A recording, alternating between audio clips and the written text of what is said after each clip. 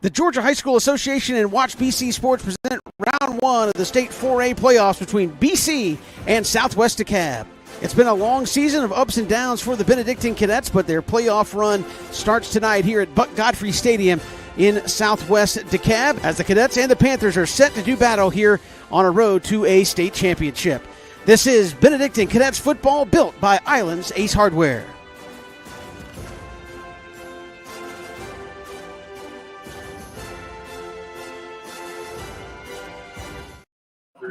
And a beautiful night for football here in Metro Atlanta. Beautiful weather, not a cloud in the sky as the sun went down tonight, and it feels like football weather tonight. Christian Gokel, this is one that my cohort would love to strap up and put the helmets on and play. It is cool, it is crisp, it's November, it's football weather, and more importantly, it is the playoffs here tonight.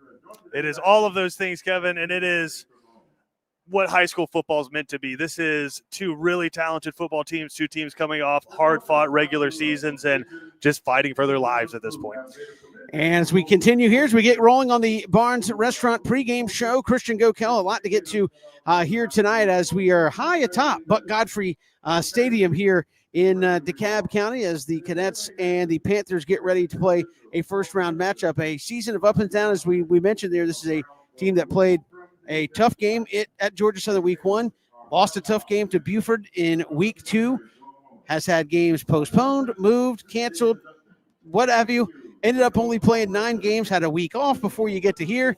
And this is a team that, for the most part, barring some of those big injuries, is relatively fresh, getting ready to start a playoff run where, again, the last 4 years or 3 years, they've never not made it to the state semifinals. Actually, 4 years. So the year before they went back-to-back, they were in the semifinals and lost to a Jefferson team at home in the semifinals. So they're looking for 5 years in a row going to the semifinals or farther, and it starts tonight against a 2-seed Southwest DeKalb, who wasn't the 2-seed until last week. Yeah, and it feels like 4 different seasons for Benedictine so far, right? You start and you have a kind of the minutia and you have the pieces to what you feel like you can be a good team, but you don't know because you're replacing guys like Luke Cromenhawk and Bryce Baker that have gone on to the collegiate level to play football. So you don't know quite what you have, and you start off against an unbelievably talented Raymond Gap team. You lose that one. Then you go up and you play Buford, and you lose to a team that hasn't lost since by 1 point at home at their stadium, and they're going to be a big-time team in the playoffs there in 6A. And then you keep moving, and you're like, okay, we're 0-2. We sneak a win in there.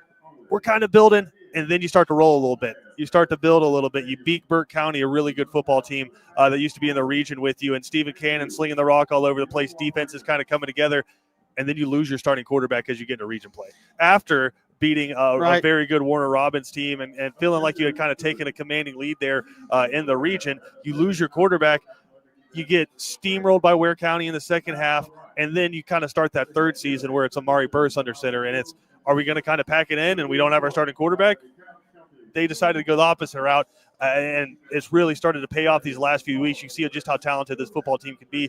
Now you start the 4th season. It feels like tonight as you start this playoff run. Yeah, and again, you look at it, you and I were talking about it on the ride up here where it's like they're 5-4. You said, but they're still a state championship contender. And you would say, if you just look at the records, like you've lost to a nationally ranked team. I think Raven Gap, all the coaches said that team was a lot better than advertised. It's a college football team, basically is what they all told us. And then you lose to the defending state champs in Perry, which is no slouch, but some crazy things happened. You were winning that game. Some crazy things happened. You ended up losing. And then Ware County, who won a state championship a couple years ago, and the sales kind of went out of that game with Stephen hurt. So you've lost to 4 really, really good teams. 2 of those games, I think, you feel like you probably should have won, even besides all that. So you're 5-4, could very well be 7-2. It's been kind of a weird season, but now this is the season that matters. And, you know, say what you want about 5-4, 10-4 sounds a whole lot better. 100%. And again, it's 5 games still that state championship to win that state championship. And the game I keep going back to, Kevin, is the Perry game, because you come out and you were really controlling that game in the beginning of the third quarter, and it felt like you were going down to take a 2-score lead against the defending 4A state champions. And a turnover for a touchdown and a kick return for a touchdown is the difference in that football game. But you kind of felt then with a new quarterback, you can go toe for toe with anybody in the state. And I think that really, even in a loss, kind of changed the mindset of everybody at BC. I know Danny Burr was frustrated after that game, but you could kind of see the wheels turning. Like, we've got a really good football team, and we still have a really good football team. And now, like you said, we drove up here, we stopped for lunch, and people were like, hey, who you guys with? And are you guys a high school team? We're like, yeah. And they're like, what's your record? And we're like 5-4. And they're like, oh, okay, never mind. Like, no. Let us tell you the story. No really one cares. Good. But you just have to make it. Now you're a part of the tournament. You just got to make it to the tournament, and now it's best team wins. And I feel like, Christian, the part that with all the talk of Stephen Cannon, Omari Burst comes in and doing what he's done, people forget about the fact that, and BC's done this the last couple of years, so you're going to see more Bubba Frazier on defense. It's like, even when you add him in, like, the defense is really, really good. You still have let me say this again, because State of Georgia is huge. You have the State of Georgia sack leader on your team. You have a couple guys next to him are pretty darn good. Right. You have a solid secondary. Your linebackers are solid. I mean, you have a good defense. And I think if your offense struggles, and even Coach Britt said Omari sometimes a slow starter on offense, that defense is what you need to win a championship. Yeah, and I'm looking at the back end today. I think those 4 guys back in the secondary, and they're going to rotate some guys in offensively, but the starters back there, JoJo Sutton, you have Makai Williams and Estabrook back there as the safeties. And then Maxwell at the other corner, who, again, Bubba Frazier and some other guys are going to rotate in there just to give some guys a breather. But it's those 4 guys. It just has to be communication, because this is a football team that throws the ball about 65% of the time, and they have some really, really talented wide receivers due Southwest DeKalb. So it's all about communication. And I think that's something that's gotten a lot better with this defense. You have the front line that's going to be able to get pressure. So if you can just do your job for 3 or 4 seconds, you're going to be successful on 99% of plays, right? But it's just that one mistake where you have a post wheel or something like that, and you miscommunicate and pass off, and 2 guys go with 1 guy, and it's a wide open touchdown. That's what just can't happen tonight. You just got to keep everything in front of you, make them work their way all the way down the football field, which I feel like that more than anything is where this defense has gotten a lot better. Between the 20s, if you're able to pick some stuff up and you're able to move and get creative, that's fine. Once you get inside the 20, we're going to start to clamp down and really use that limited space to our advantage. So it's those 4 guys on the back end that I think really have to communicate tonight and do their job. If they can come out there and play mistake-free football, it's going to be really, really tough to move the ball. Offensively, obviously, Omari Burst, his first playoff game as the starter, and I feel like weapons all around him. What do you miss with Stephen Cannon, Christian? You miss the guy that can really, with authority, push it 30, 40 yards downfield. Sure. That doesn't mean you can't do things with Omari, and we've seen him do it. And I think we were talking with Coach Britt and Coach AJ and Phillips about this and said, hey, how has it changed? And he said, look, we really trimmed up the playbook, and it's not how much can we do, but what can we do really, really well. And if what we can do really, really well, we're still tough to beat. 100%. And you do lose some stuff with Stephen Cannon, and I think most of it has been the ability to stretch the field vertically, just putting the ball anywhere he wants to on the field. But don't discredit Omari Burst's arm. I mean, he's a baseball player. He can put the rock down there where he needs to, and he's been able to consistently over the past few weeks start to make some longer and longer throws, and I think he's getting comfortable with his wide receivers. But I feel like Omari Burst has been in the playoffs since he stepped in. I don't know if that makes sense, but Sure. He had the pressure of an entire team on his back. He had the pressure of a fan base that, to be honest, left when Stephen Cannon got hurt during the Ware County game. Half the stadium got up and left because they were like, well, that's it, right? And the fans who stuck around got to see him kind of get his butt kicked a little bit against Ware County, but that's a learning experience. That's okay, and he comes back out the next week against Wayne County, puts together a really strong performance, and like I said, goes toe for toe with Perry. And so I feel like that dude's been in the playoffs since he stepped in. Again, blow for blow with Perry, comes back, is able to beat New Hampstead in what basically turned into a playoff game, and then is able to come out here tonight as the starting quarterback and lead this team and go through another full week of practice. This is, 5-6 weeks now, right, where he's been the QB1 at practice, and he's been able to take all the reps with the starters. And I just feel like the dude's getting more and more confident, and I don't think the fact that this is a playoff game is going to affect him at all. Yeah, and lost in it all is that New Hampstead went out last week and beat Ware. Yeah. So it's like, it was a very, very good region. 42-41. Yeah, I think Wayne was the lone team where you just knew, like, hey, they're rebuilding. They have so many new guys. First year head coach. Head coach, like they were tough, but everybody else was a tough out night in, night out. And again, people were joking on the way up. We were just talking football with people like Marist gets Warner Robins in the first round. It's like, dude, that's like an Elite Eight game right there in the first round. So I'll be interested to see if we see some scores tonight. Sure. What happens coming out of this region? 4 very good teams, and again, I think for BC, the focus and the determination for what they want to do, what they feel like they're about to do, was there. I mean, it was light. And Christian, you've talked about this, just some behind the scenes stuff here as a football player. On the way up, it was nice, light, a lot of conversation. You stop. Still some conversation. You stop, you eat the pregame meal, you do the walkthrough, you get on the bus. Dude, there was not a peep. Locked in. Nobody said anything between there and the football stadium tonight. So it was, the mindset changed and ready to go. Yeah, and I just standing on the sideline talking to folks before the game and just kind of getting the general feel. I mean, sometimes you can feel the nerves. Everything feels a little bit tight. Coaches are kind of walking around barking a little bit more than they usually do. Everybody seems pretty cool, calm, and collected right now. And I think that's this team, man. You talk about battle tested. You come out of that region and you make the playoffs. You are battle tested. And I'll say this: so Southwest DeKalb, that region's unbelievable. Marist ends up winning it, going 10-0 in the regular season. But the next 3 teams are 7-3, 7-3.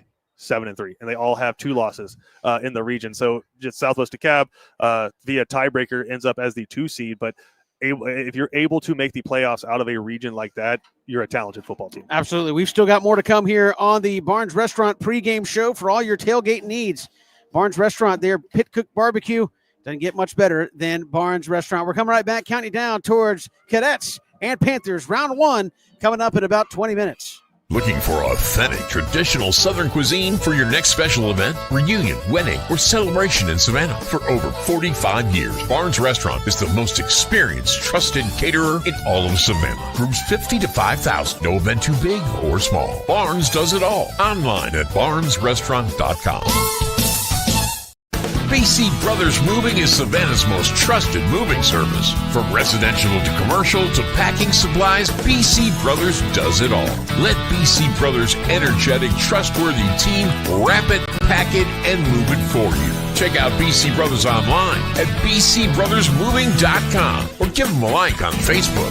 Ace Hardware is celebrating 100 years of helpful, and Island's Ace Hardware is Savannah's own. 318 Johnny Mercer Boulevard in Wilmington Island. They're our hometown, locally owned Ace Hardware. From A to Z, they've got it all to help you get things done. Island's Ace Hardware is a proud BC sponsor. Ace is the place with the helpful hardware, folks.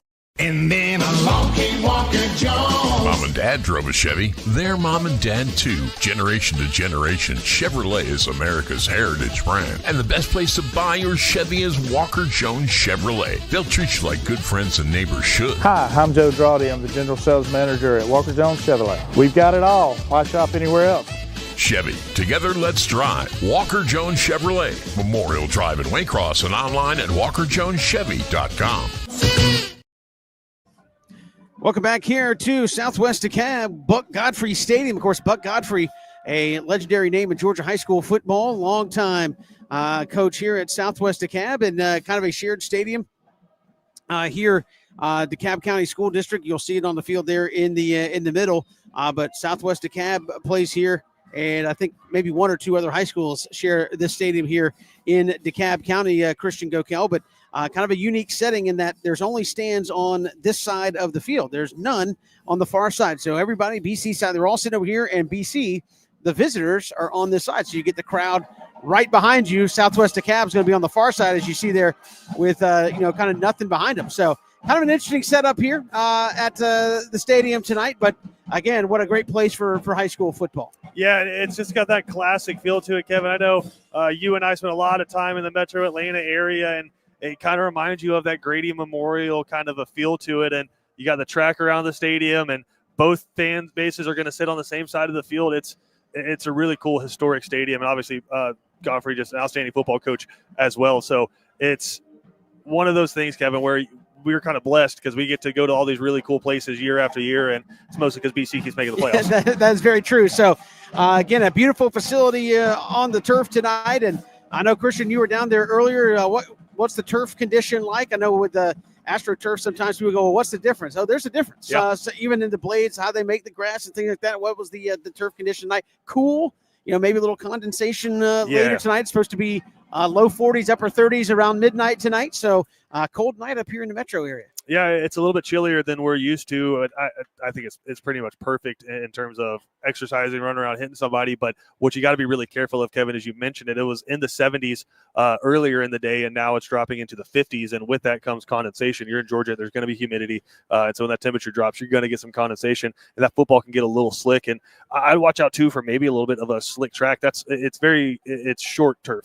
It's not that thick, mushy stuff like you'd see at Mercedes-Benz or some of the other stadiums. A little bit shorter even than what you see at Memorial Stadium. So if everything goes correctly, it's a fast track. Right. But it could also be a slick track as well. So ball security and just making sure you're able to plant and cut is going to be a big deal. Absolutely. So, again, we are counting you down towards kickoff tonight. First round of the state playoffs where you win and you move on, and that's all that matters. It doesn't matter if it's pretty. If it's not pretty, it matters if you have one more point than the other 100%. Team tonight. And we've seen teams survive in advance. And I've talked to a lot of folks, when you're putting together a playoff run, Christian, to me, sometimes the first and second round are the trickiest games you'll play the whole time because you just don't know what happens in those early games. You kind of get your feet under you the later you go, and usually just the better team's going to win out. But these first couple of rounds, sometimes you never know. Just like tonight, we think everybody out of our region could win a ball game tonight. Yeah, and what you don't know is how good this region that they just came out of was. I know, again, 10-0 for Marist, 7-3, 7-3, 7-3 for the next three teams in that region, but Marist is 10-0, and they beat everybody in their region by 5 touchdowns a game. So Marist is a pretty good football team. You don't know the common opponents. You play 4 or 5 hours away from each other, so you can't look at the transitive factor and be like, this person played this person and this team beat this team, and so I got a pretty good idea. It's the cool thing about the playoffs, and they actually switched up not the seedings this year, but the matchups this year in terms of which region plays which region. So now I know Glenn Academy is traveling 377 miles from down in big state, down in Brunswick up to Rome, and there's a lot of schools from South Georgia. I think Camden's at North Cobb tonight, so a lot of South Georgia 912 area schools making long tracks, and BC I think just under 300 miles to make this trip here today. So it's teams you don't play typically, right? And so no transitive factor. You just kind of have to rely on your scouting and watching the film, watching Huddle to kind of look at these guys. But you look at their roster, and you got a receiver that's committed to an SEC school. You got a defensive lineman that's got offers from everybody that's a junior for them. So, I mean, you flip that over to BC.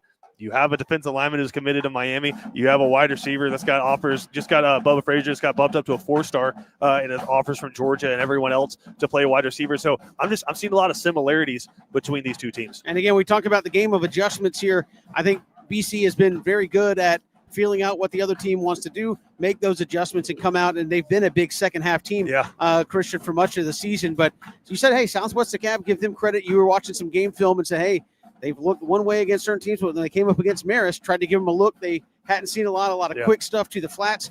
They said, hey, maybe they attack BC in a similar way and try to get them sideline to sideline. Yeah, it's interesting. They have a thing where they can switch it up a little bit. They'll typically have 4 wide receivers out there and a running back, and they're going to be in the shotgun for the most part, but they'll every now and then, just to throw off your linebackers and change your leverage a little bit, the quarterback will walk up under center, still keep everybody out wide, and just go from under center and throw quick passes, and it kind of throws you off. And another thing that they do from that is, instead of a quick pass, they'll run out a 4 vert set, and all of a sudden you got 4 guys streaking downfield. So it's just those small changes. You got to be disciplined on defense. We're counting you down towards the kickoff. The Barnes Restaurant pregame show rolls on as we get ready for Cadets and Panthers here from Buck Godfrey Stadium on Watch BC Sports.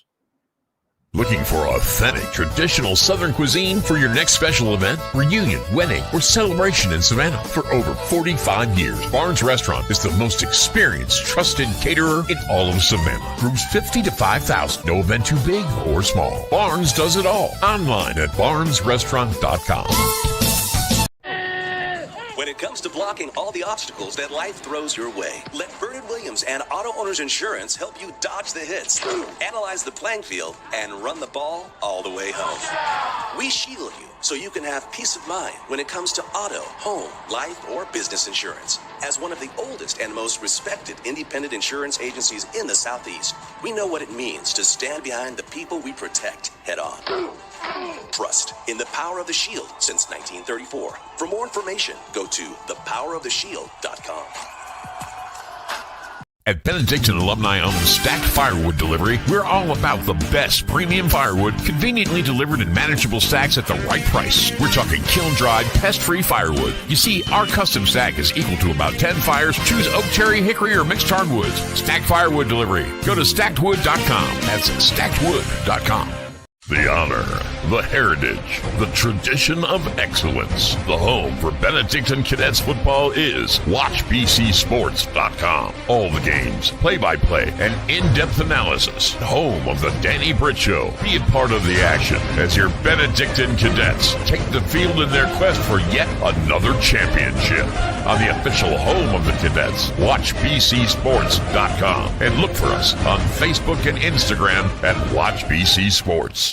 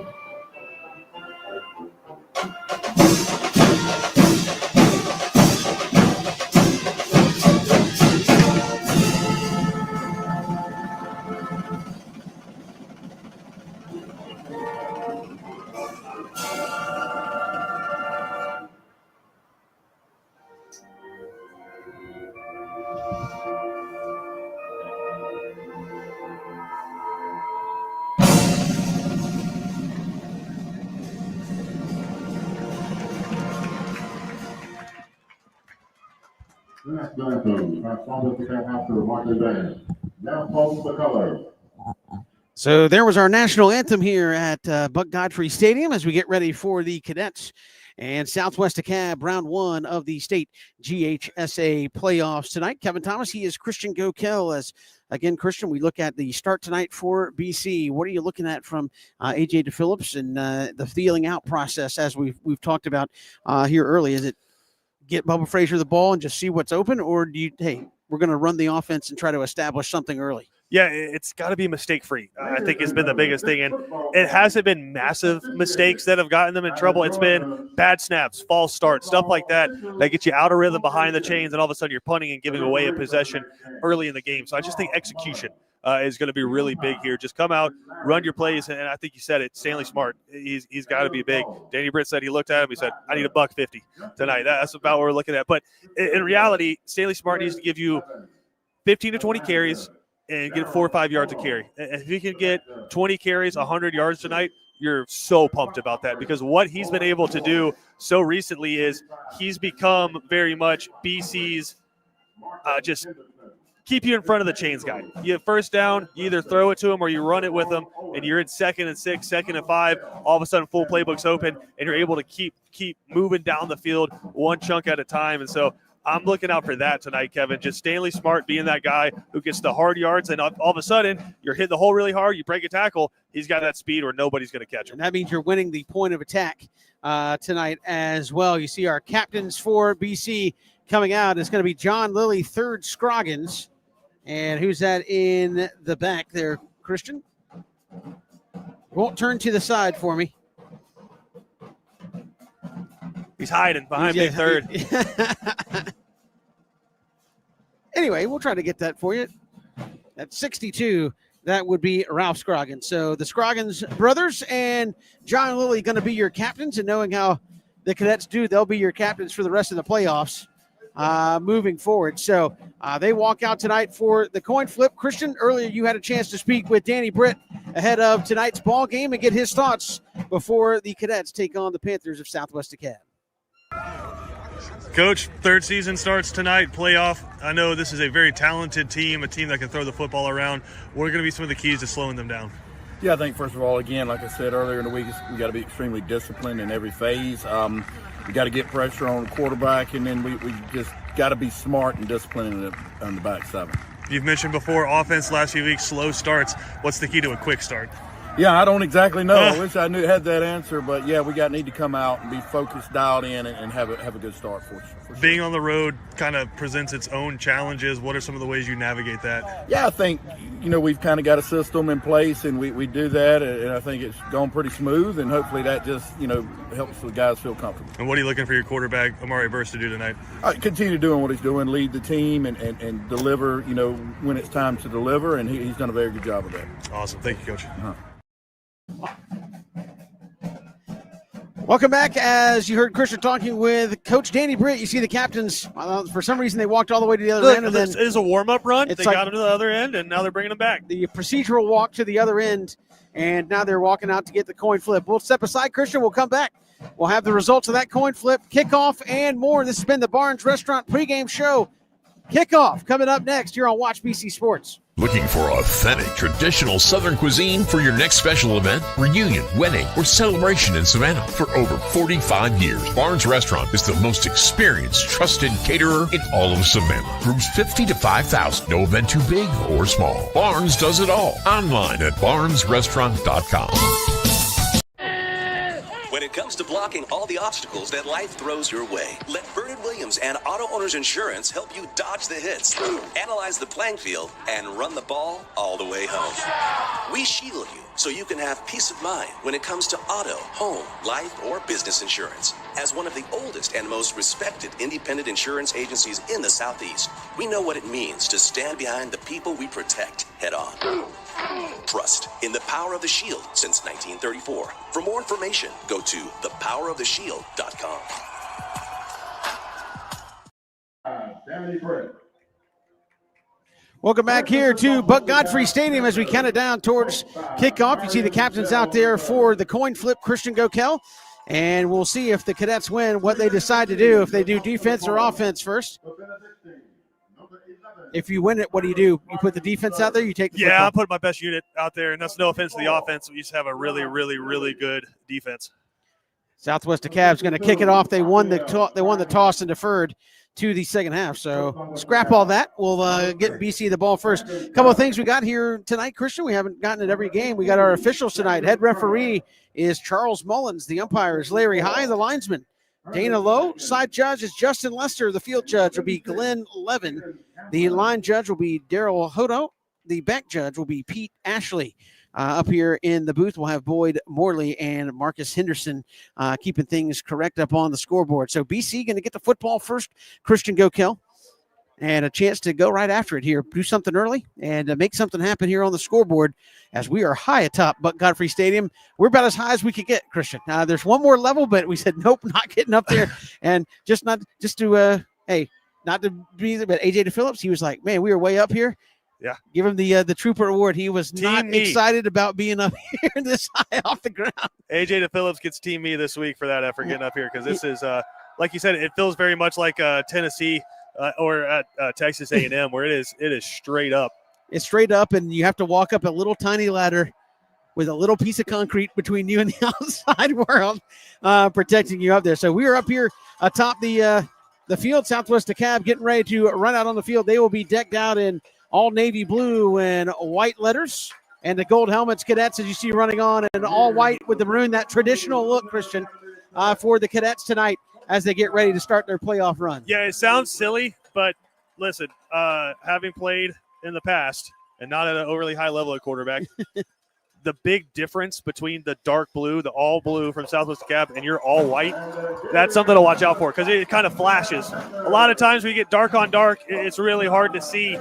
But with those two teams coming out there, quarterbacks should be able to see their guys deep down the field. So we'll see what kind of kicking game to expect from Southwest DeKalb here early as well. And again, we didn't talk about that in the pregame show, but obviously you have a big weapon on your side in Connor Ferguson. Yeah, and you're going to send back two guys, Deep Kevin and Jack Gannum and Bubba Frazier, that they get their hands on the ball, they can do some dangerous things.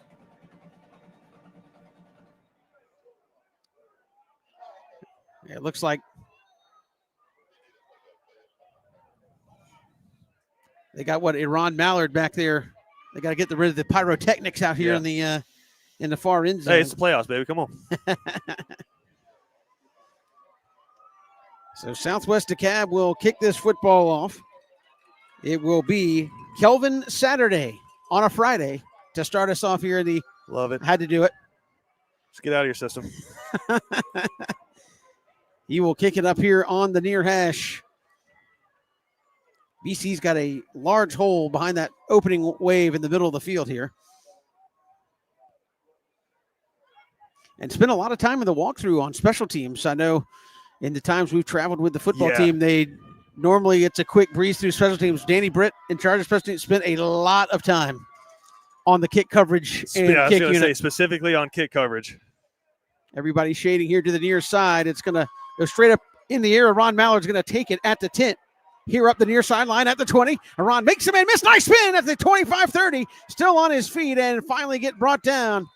They'll mark him back at the 28-yard line. So nice opening field position here for BC.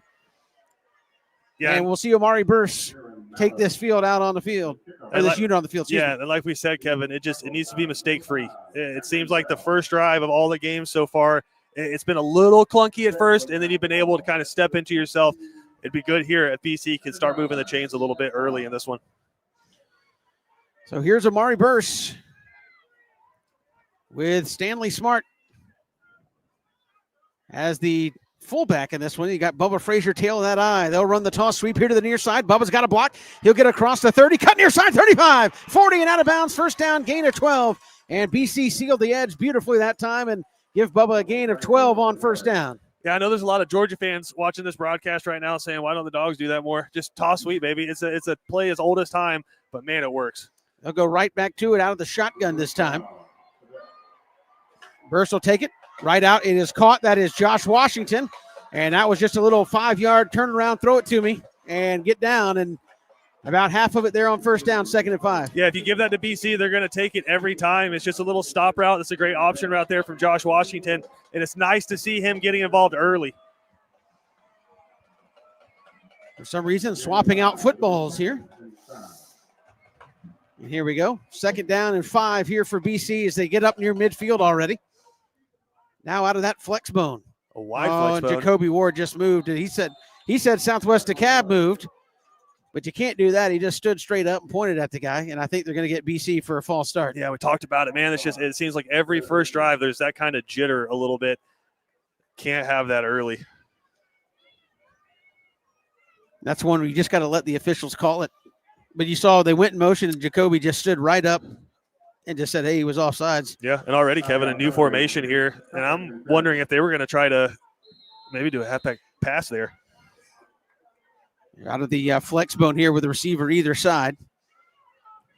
They're running the same play. They'll run to Stanley Smart. He'll cut inside. Has a big hole across midfield. A flag comes in behind the play. Stanley's going to take it all the way up the right side.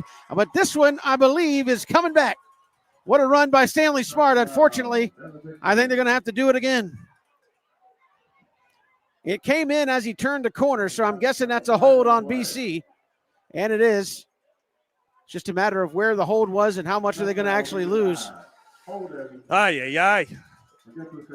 That's a good sign, though. It is a good sign. As soon as he turned this corner, nobody tracked him down. And we talked about it. I mean, he's one of those guys where he gets in the open field, that's it. But, I mean, it feels like the 4th or 5th week in a row where every time BC busts one long, that there's a flag on the play. And sometimes I just wonder if the officials aren't quite used to seeing receivers block down the field. That's going to back them all the way up. About basically where you started. To the 33-yard line. So it is 2nd and forever. 2nd and 20 officially for the Cadets. That'll put Omari in the shotgun here. And you just want to try to get some of it back. Quick out is going to be caught. That's a Ron Mallard, and he's going to get out to the 35, 36-yard line before he's gang tackled there. I think you want a little bit more than that. Yeah. It'll be 3rd and about 17. Yeah, just trying to get the ball out quick, let somebody make a play. But like you mentioned, Kevin, 3rd and 17 is a long ways. Just no disasters here. You picked up a first down. You have a really, really talented punter. Use them. This is a Tennessee-style formation here. What do we have? Is there a player down? for Southwest DeKalb. Looks like there might be, or they call timeout. Officials timeout. Looks like somebody's down around the 40. So, Christian, you words right out of your mouth before the drive started. 2 steps forward, 3 steps backwards, and you kind of been your own worst enemy stalling the drive here. I know, and again, it's questionable. I'll say that. Watching the play, I don't know that I saw a hold, but you got to kind of eat it here, and it's been pretty consistent for BC these last few weeks. It's slow starts, but like you mentioned, Kevin, if there is a silver lining, you've busted a couple of big runs so far. And now 3rd and forever, if you are going to run it, probably a draw play or something. And yeah, I mean, you got a bunch of talented guys. Just get the ball in someone's hands and see if they can make a play. 3rd and 17. And Southwest DeKalb is offside by 10 miles, so that'll shorten it up. There you go. And so BC will get 5 free ones, and now that helps. Makes it a little bit more manageable. It's going to be 3rd and 12. So 3rd and 12, not totally where you want to be, but more doable than 3rd and 17. Definitely, and it's a very manageable down compared to 3rd and 17. A little bubble screen underneath and just dropped it. He was looking for Mekhi Williams on the little under screen, and he threw that like sidearm shortstop pass to him and just couldn't hang on to it. Yeah, we mentioned it, man. It's those slow, clunky starts. Get it out of your system. But now what you need here is talk about what we've seen pretty consistently the past few weeks has been some snaps kind of skipping off the ground back to Connor Ferguson. You need a good snap here and flip the field position because they have some talented guys back there to return.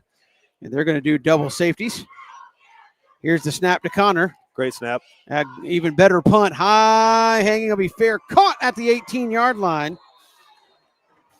Hauled in by Jordan Christie, and that's where Southwest DeKalb will take over right inside the 20-yard line. Yeah, this is where you need your defense to come in and step up here, Kevin. You just flipped the field. Now you need to get a stop and see if you can pick up some yardage by forcing them to punt the ball back. And let's see how many battles this the defensive front can win here early. You got 3rd Scroggins, Paul Thompson out there. You got Jameer Lee and Cam Cody. You got a lot of beef out there on that defensive front. Let's see if they can push some bodies here right out the gate. And you already see very wide splits and wider splits from the wide receivers. Braylon Carter, the quarterback here for Southwest DeKalb. Hard count, nice job.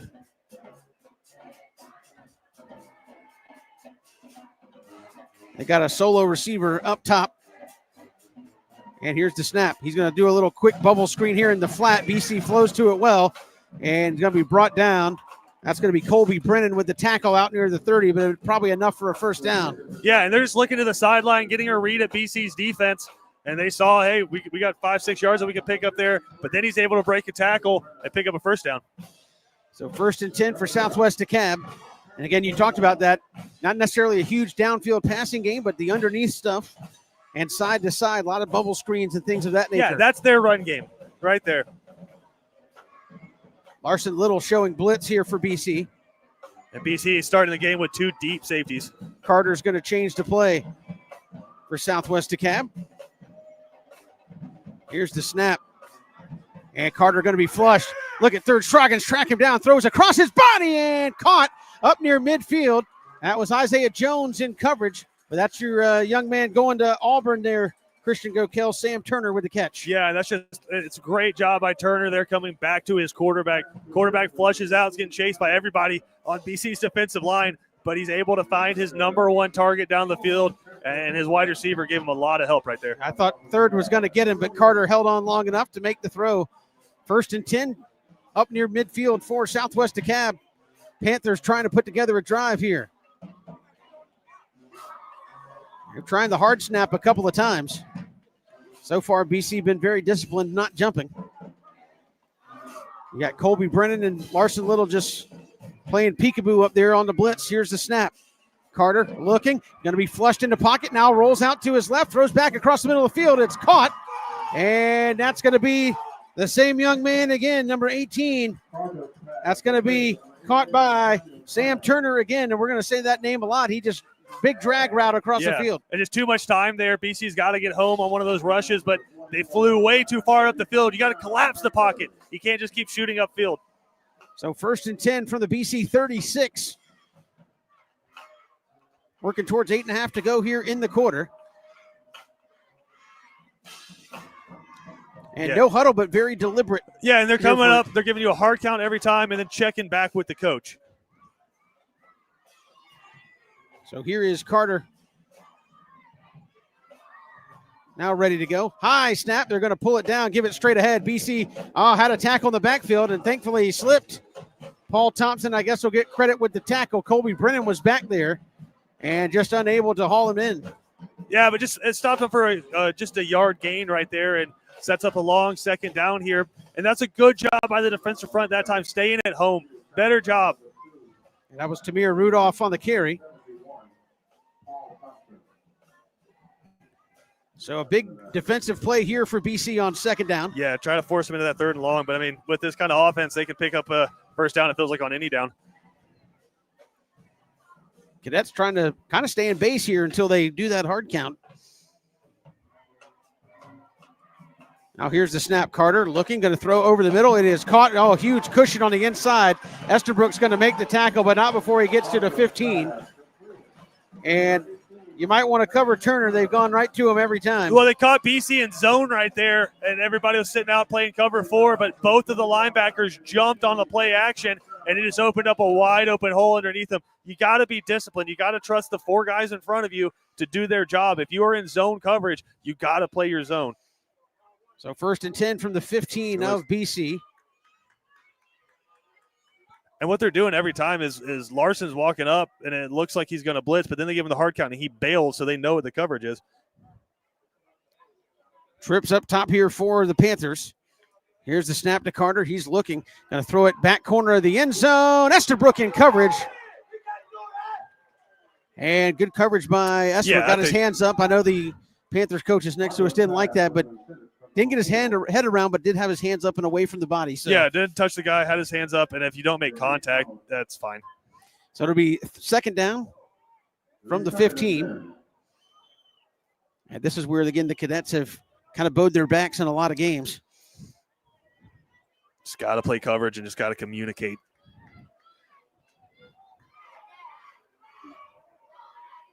They're going to play bump on a couple of the receivers here. Just be disciplined on your pass rush. You got to collapse the pocket. Don't shoot upfield. Yeah, I think the man to watch is at the top of your screen for Southwest DeKalb. Here's the snap. Carter. He's going to throw it right to him. A little move towards the back corner of the end zone. Thrown too far. Incomplete. And a flag comes in. That's going to be holding. And that was uncatchable. Yeah. No, but it's just from the jump, it was holding.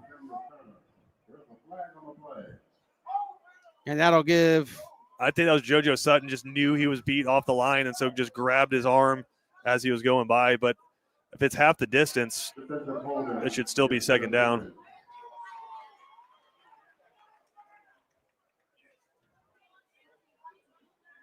That's a good play in this part of the field. Just keep him out of there. Yeah.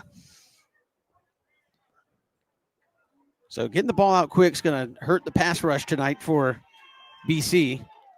They're going to mark the ball down at the 7.5-yard line. It'll still be 3rd down. It's short. That should be. The ball will be played at the 7-yard line. Ready, 1st and goal. No. The PA said 1st and goal, but that no, it should be 2nd down. A 2nd down and about 2. Yeah. Or 3. They need the 5-yard line. There's no automatic 1st downs in high school football, so it should be 2nd down. So 2nd down. Not sure who called timeout. I think the officials are even looking around saying, did somebody call timeout? What are we doing? Yeah. You just can't have free timeouts here, fellas. I mean. Hey, both teams took advantage. Yeah.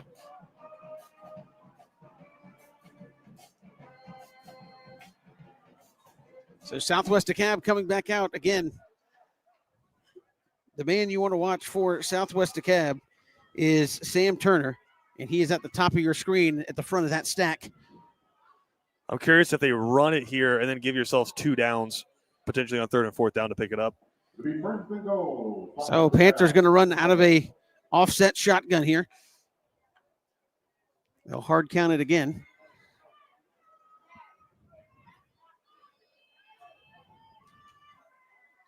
And now Carter taking his time.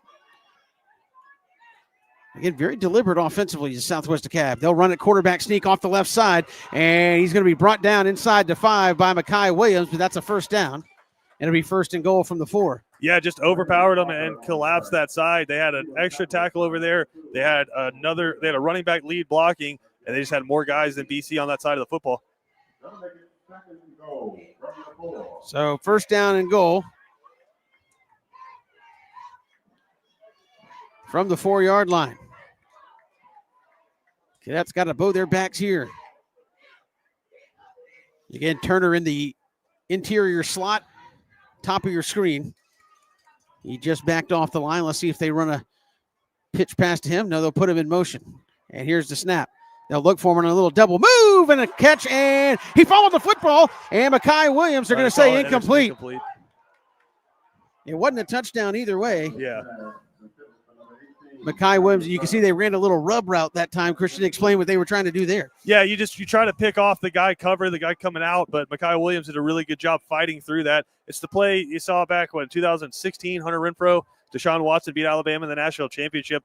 It's just that play every team has in their arsenal, but that time Mekhi did a good job of moving through that block and is able to get there and break it up. I think I'm with you, Kevin. I think he controlled that and fumbled it, but either way, second down. So second down and goal from the 4. Third and goal.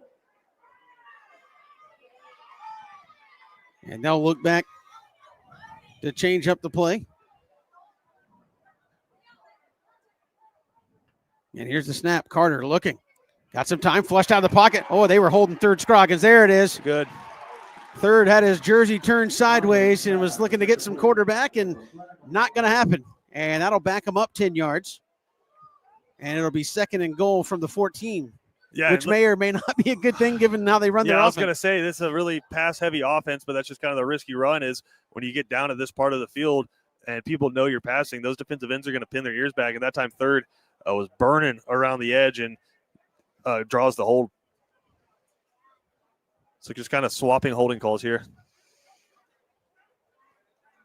So that's going to move it back. Actually, the hold was so far in the backfield, so it's going to move him farther back.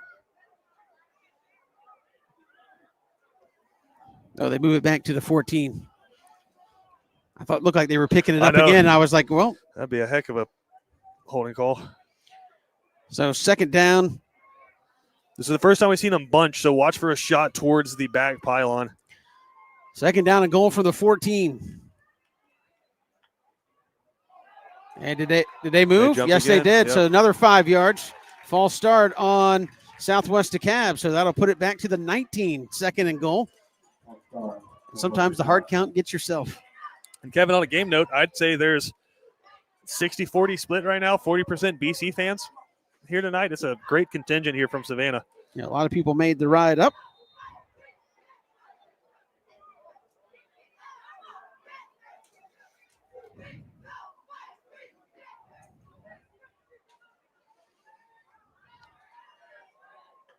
So here is Braylon Carter. He'll run a reverse. They're going to throw it back with Turner back looking the other way. It's picked off Wyatt Estabrook at the 8-yard line.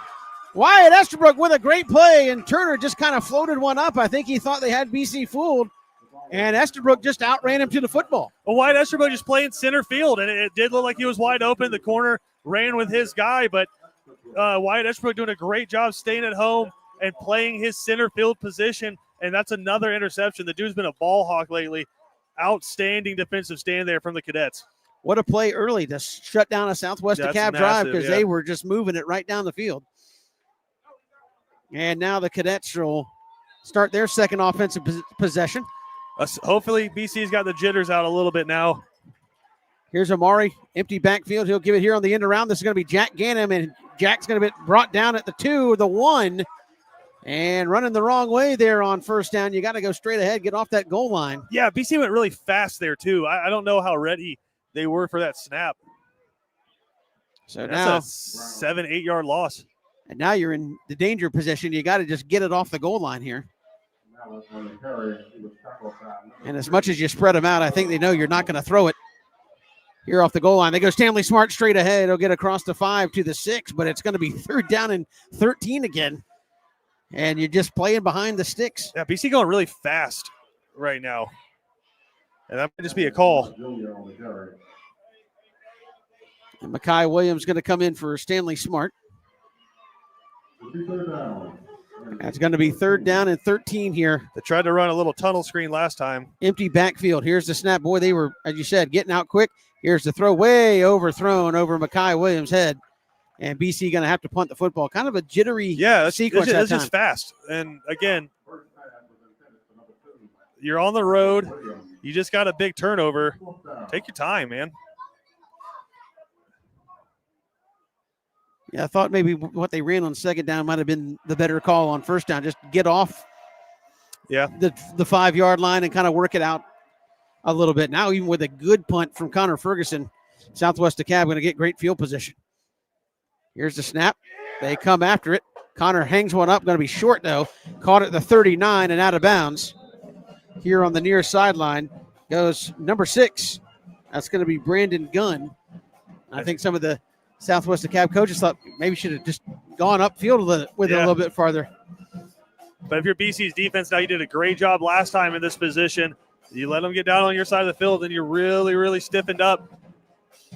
What you can't do is BC offensively, you can't have that many 3 and outs. You can't consistently leave that defense on the field, especially against a team that can spread you out like this and run you sideline to sideline like this. Yeah, that was a tough spot starting inside your 5, but then obviously made it worse. Well, you didn't start but inside your 5. You started about the 10-yard line, and you chose to go back to your 5. So trips up top for Southwest DeKalb.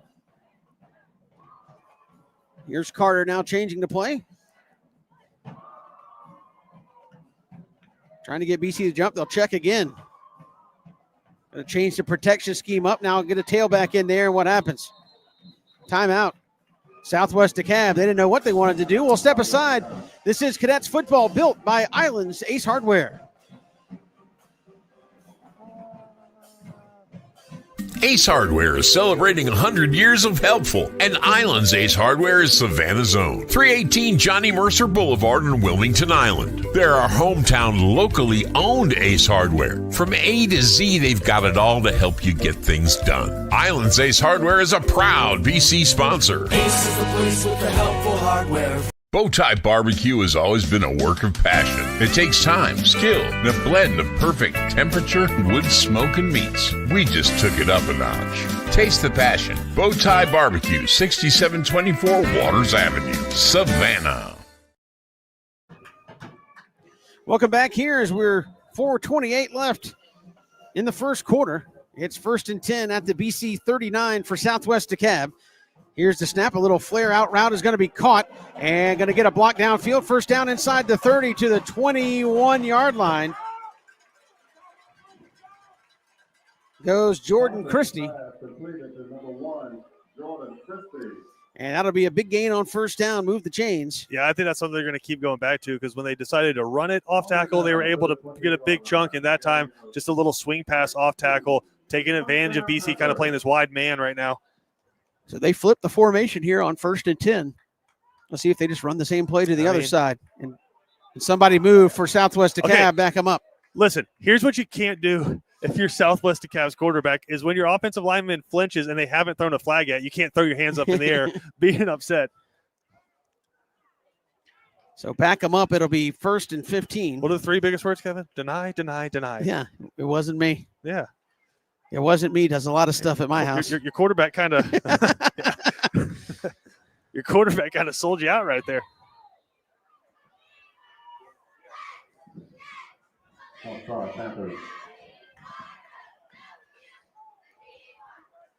So here we go on 1st and 15, Cadets defense. And again, one thing it does do when you keep checking is your offensive linemen are in that crouch a long time if you're Southwest DeKalb. Yeah. And here's the snap. They're going to throw over the top, and it is broken up. Makai Williams. And he is still down on the far sideline. That was a big collision. You wonder if he just got the wind knocked out of him. And he saw him running over from that safety spot and just broke it up. Yeah, that's kind of the role of somebody who just jumped 8 feet through the air and hit another human being. He's all right. He's going to have to come out for this play because they didn't stop time, but. It'll be 2nd and 15. And Southwest DeKalb not afraid to take those shots. No, but BC's sticking to that cover 2 where they're going to keep the safeties over the top. And it's just if you don't feel like your corners can run with these guys, you're going to have to continue to do that. Is that the Christian GoKel coverage? Nothing cheap, nothing deep. Yeah, I mean, again, this you say it a lot, I know. And I think Estabrook's done an outstanding job of exemplifying that very recently. So Mackay's going to have to I think you're going to replace a Williams with a Williams. Or that looks like Josh Washington over there. Is it 7 or 3? You can't tell 7. if they're rolled up. Haven't seen Josh Washington on defense a ton, but it is a playoffs.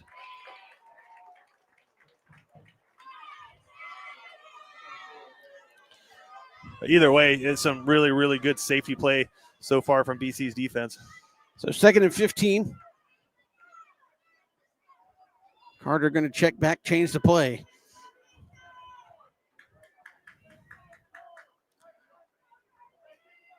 I'll motion a man out. Here's the snap. They'll look near side, throw it out. It's going to be caught, and Isaiah Jones couldn't hang on, but the Cavalry shows up after a gain of a couple. Yeah, did just enough to kind of slow it down and let the rest of the guys get there. That was John Lilly and a couple others in the pursuit making the tackle. That was Teron Essex. It'll be 3rd down and 12, and another huge play for this BC defense. And you mentioned it, Christian, it feels like Southwest DeKalb has had the ball like this entire first quarter. Yeah, Mackay Williams back on the field. So here's 3rd and 12. BC fans are on their feet for this one, cheering on that defense. Here's the snap. They'll throw a little flare pass. It's caught out in the flat. This is going to be Turner. It's going to be brought down short of the first down at the 12-yard line. Interesting decision. You're 3 yards short. You kick it or go for it. It looks like they're going. Yeah, they're going to hurry up. Well, if you're BC, first thing you got to be careful of here is a hard count. So Isaiah Jones with the tackle. And now, Southwest DeKalb going to go for it. This would be a big stop for the Cadets if they could get off the field here on 4th and 3. Or 4th and 2. They need the 11. They're on the 13. So 4th and short. We'll see if they run that quarterback power they ran the last time. BC's coming with the house, it looks like. Here's Carter. He'll take the snap, straight drop, looking. Going to throw over the middle. Too strong. Rush to throw. Had a man open. Mackay Williams was beat, quite frankly, in the back of the end zone by Christie. But a bad throw, and BC's going to get the football. Well, that's just kind of the risk you run when you go cover 0. You send the house, and you put one guy back who's probably covering 2 people, and you just hope it takes that extra split second for the quarterback to make a decision. If he's on him from the get-go, it's a touchdown. But he came to him as a second read, and by then he just didn't have time. All right, 2 clunky drives in a row for BC's offense. Take your time, man. What's the rush? Let's see if they maybe just trying to get on track here.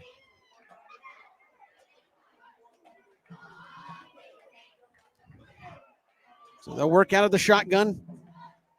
And last 2 drives have just been horrendous field position as well. Here's the snap to Amari. He'll give it Bubba Frazier. Win it out. Give it to number 4 across the 20. And there's a first down. Huge. Out to the 26-yard line. Move the chains. BC Brothers moving. Fire up the moving buses and move the chains for a first down. Hey, they'll take you from Savannah to Atlanta.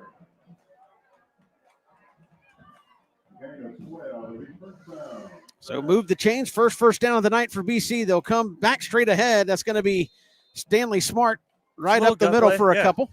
But, Kevin, from what we've seen so far, we'll take 2nd and 8 over 2nd and 16 any day of the week. Just a little gut play there. Gain of 2. It'll be 2nd and 8 for the Cadets.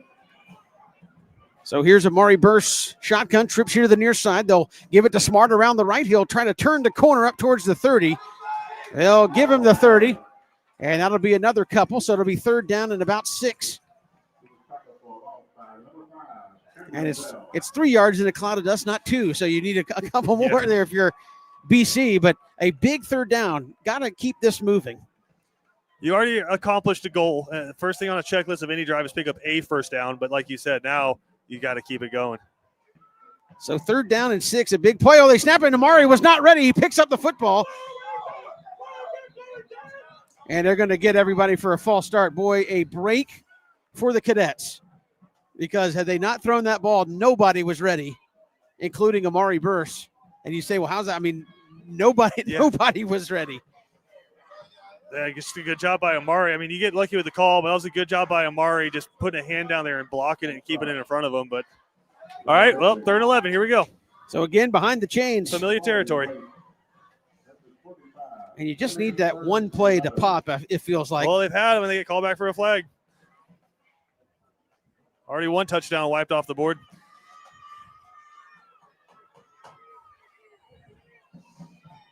So here's 3rd and 11. Burst, empty backfield. Takes a drop.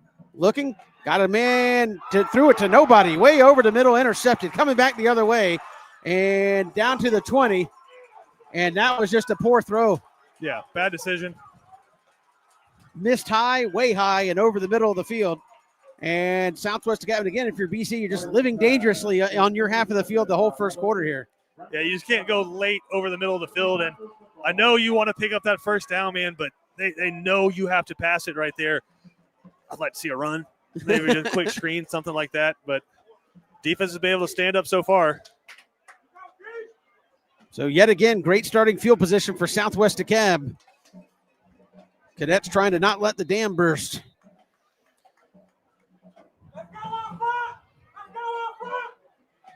And again, the defense has stepped up in a big way once the ball's gotten down here last couple of times. And here's Carter with trips up top. Takes the snap. He'll look straight to the left. They'll run a little flare route. And cutting inside is Christie. And he'll get close and have the first down at the 10. That'll be a 1st and goal for Southwest DeKalb. And that's been a play they've run successfully 2 or 3 times tonight. Yeah, and it's just a very, very simple read for them is they're able to do a hard count, look to the sideline. They see that they're playing cover 2. Cool. We have more guys out there that can block them. The safety's got to come up 15 yards to make a tackle on his guy. We're just going to run that play. BC's going to have to start hiding coverage a little bit. So 1st and goal from the 10 for the Panthers. Clock running down here in the first quarter. They don't have to snap it if they don't want to. Might they just take this to the second quarter? 12 seconds. They don't seem like they're in any kind of big hurry. I think this might be part of the game plan, too, is play defense and keep BC's offense off the field. Stay ahead and hold the ball. And they're going to go to the second quarter. End of 1, no score here at Buck Godfrey Stadium. We're coming back for quarter number 2. This is Cadets football built by Islands Ace Hardware on Watch BC Sports. BC Brothers Moving is Savannah's most trusted moving service. From residential to commercial to packing supplies, BC Brothers does it all. Let BC Brothers' energetic, trustworthy team wrap it, pack it, and move it for you. Check out BC Brothers online at bcbrothersmoving.com or give them a like on Facebook. At Benedictine Alumni owned Stacked Firewood Delivery, we're all about the best premium firewood, conveniently delivered in manageable stacks at the right price. We're talking kiln-dried, pest-free firewood. You see, our custom stack is equal to about 10 fires. Choose oak, cherry, hickory, or mixed hardwoods. Stacked Firewood Delivery. Go to stackedwood.com. That's stackedwood.com. Bowtie Barbecue has always been a work of passion. It takes time, skill, and a blend of perfect temperature, wood, smoke, and meats. We just took it up a notch. Taste the passion. Bowtie Barbecue, 6724 Waters Avenue, Savannah. Welcome back. Here as we go to the second quarter. Cadets football built by Islands Ace Hardware. And 1st and goal for Southwest DeKalb to start this quarter, Christian Gokel. So yet again, the defense backs up against it. And quite frankly, they've had their back up against it the whole first half so far. Yeah, it feels like the more and more that Southwest DeKalb's able to operate against them, they're starting to figure out the defense a little bit. It'd be really, really tough here, but they got to bow their backs one more time, get a stop. So trips up top, one here to the short side. The man you're concerned about is right there in the middle up top of the formation, and that is Turner, Auburn commit. Now you see BC going single high coverage here, switching things up a little bit. They don't want to give up the easy stuff on the perimeter. So here is Carter out of a shotgun. They're going to check back.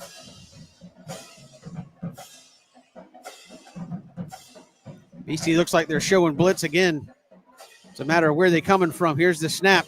Looking in the slot and knocked away. Picked off in the end zone. Go down. Makai Williams coming back the other way. Oh, he flips it back. And there is JoJo Sutton up the left side. 20, 25, 30, 35, 40 and runs out of bounds. What in the world just happened? Yeah, I think they're going to mark JoJo Sutton way back, and Danny Britt's going to have a conversation. You don't just flip the ball, Makai Williams, in the middle of the field. That's Reggie Bush 2007 national championship right there. You get another massive stop, and you avoid disaster. But, again, you're going to be pinned back inside your own territory. But that's good night. Yeah, and I know you're saying, hey, he can keep – I thought it was strange that Makai was even going to bring it out. Just fall down in the end zone and take it on the 20. So 1st and 10 from the 14. Cadets defense holds again. 2 picks here in the first half. That one off a deflection. And now if you're Amari Burst, just get something going here with the offense. If you're Amari Burst, hand the ball to number 12 and number 4. Yep, there they go, straight ahead. This is going to be number 4. Bubba Frazier across the 20 to the 21. You'll take that every time, 2nd and 4. Every time.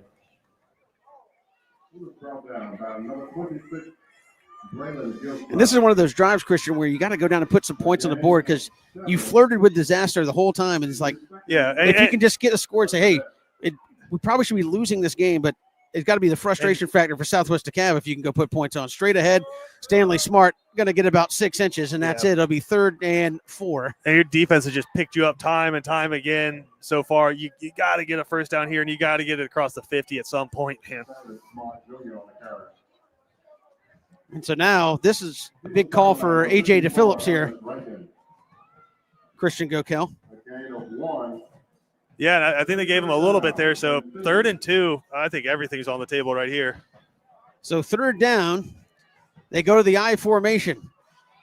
Power I. Let's go. They'll run the toss sweep. Bubba Frazier going to cut back inside, try to make him a miss. No. Open field tackle. Done beautifully. And Bubba couldn't get away from number 10, who I don't have on my roster, but yeah, that was a great tackle because that's one-on-one against Bubba Frazier, and he usually wins those. But if you're BC, I mean, I guess it's still a win because you get the interception and you flip the field here potentially with Connor Ferguson. But, man, offense has got to find some identity. So here's Connor Ferguson again. BC going to come up short. Play in the field position game. Here's the snap. Connor puts a good foot into that one. Going to be end over end fair. Caught at the 40 of Southwest DeKalb. So defense with a little breathing room here, and you're starting to play maybe a little field position game. But for the Cadets, you haven't been able to really throw the football, and you haven't been able to really do anything offensively consistently. Yeah, and it's starting to become a little bit worrisome. But, again, you just got to keep pounding, and you got to give the ball to number 4, and you got to get the ball to number 12. But defensively, I think you got to start getting worried because those guys have been on the field for a long time. Got to do it one more time here. 10:04 to go in the quarter. And BC defense, as you mentioned, has started to play a little bit better the last couple possessions, even with their backs pinned up against their own end zone. Well, they already kind of switched up. They started in a traditional kind of nickel package with 4 down defensive linemen. Now they're kind of in that mint look. You've got third Scroggins out in coverage on the slot. Yeah, now he's creeping in. Here's the snap. They're going to look. Third gets there. They'll flush him out. Carter looking. He's going to tuck it and run it out of bounds at the 45. And give him a gain of 4 on first down. It's interesting. You kind of walk third out like he is in coverage, and then you send him. And you took away the first look, which was good. But backside, you got to hold containment. That's too many yards on that play. So now Turner, young man they've favored, he's in the middle of that trips formation up top. Heck, I'd favor him too. You just can't lose him. You got to communicate. And they got Isaiah Jones out there in coverage on him. And here's the snap. Looking to the short side. They'll throw it over the middle. It's high and almost intercepted again. I think it was behind Estabrook. And had he not had to slow up and try to change directions, that would have been another pick. So it'll be third down. Yeah, BC starting to mix looks a little bit. And especially on the defensive front. So some of those stunts are starting to get home. That time you get a big paw up there. I think it might have been Jameer Lee gets a paw up there, and it forces the throw high. And that's a third, fourth time we've seen a tip ball up in the air that BC potentially could have intercepted. So a big third down here. If you can get a stop here, get the ball back, you'll be hopefully off of your goal line for the most part and maybe settle in and run something here. Yeah, they've had. Go ahead. Third down here as they roll. Got a hands up. Going to be a high throw and a little too far. Yep. And again, that was a distracted throw made by John Lilly. I think it was, who got in there, got his hands up and forced the throw high. So going to be fourth down and have to punt the football. I believe this is their fourth possession with the football. They haven't scored, but this will be the first time we see them punt. Yeah. And so it's, again. So if it tells you anything, what kind of a night it's been. And Christian, the demoralizing thing is if you could just score. They've had so many chances and they haven't scored. If you could get up on them, then it kind of puts them in the, man, what can we do? Correct. So back to punt will be number 10 for Southwest DeKalb. Double safeties here for BC. It's going to be Makai Williams. Now a flag comes out. 1, 2, 3, 4. Somebody's got too many men. BC's got 11. It was thrown by the back official. I think Southwest DeKalb has too many. No flag. Yeah, just miscounted. Well, as soon as you saw the flag come out, you're like, yeah, you got 5, 9, 11. that still equals 11, right? Yeah. 5, 9, and 2. Here we go. There you go. Oh, they bounced it back to the punter. They're going to have to pick it up and run it. And can BC contain? They're going to try to throw it. Makai Williams. No, that's Marquis Williams comes up with a tackle at the 35. And great field position here for BC. You're in Connor Ferguson range. Got to make something happen with the football. That's huge. And I think that's just a mistake from the punter. I think he kind of panicked there and went to a hot because it skipped back to him. I think he was still supposed to punt that one right there. He tried to run it, and then he knew he wasn't going to make it, so he kind of reared up to pass it. You just got to punt that one away in that situation. That's a huge break for Benedictine. Got to take advantage of it, though. Cadets will come out with a bunch trips formation on the wide side of the field here. Just don't go backwards. They got them spread out here on first down. Here's the snap, the give. They'll go straight ahead. Stanley Smart, and, boy, running between the tackles. It is 2 yards, and hope you get more. Yeah, and it's just they're going to stack the box, and they're going to slant to the run side every time until you prove that you can throw the football a little bit. And, again, that kind of takes out the bubble screens and some of the things that they're just sitting on. Ron Mallard's into the ball game. They're running off Stanley Smart. Empty backfield here on 2nd and 8. Boy, Southwest DeKalb jumped off sides. That's going to be a free 5 for BC.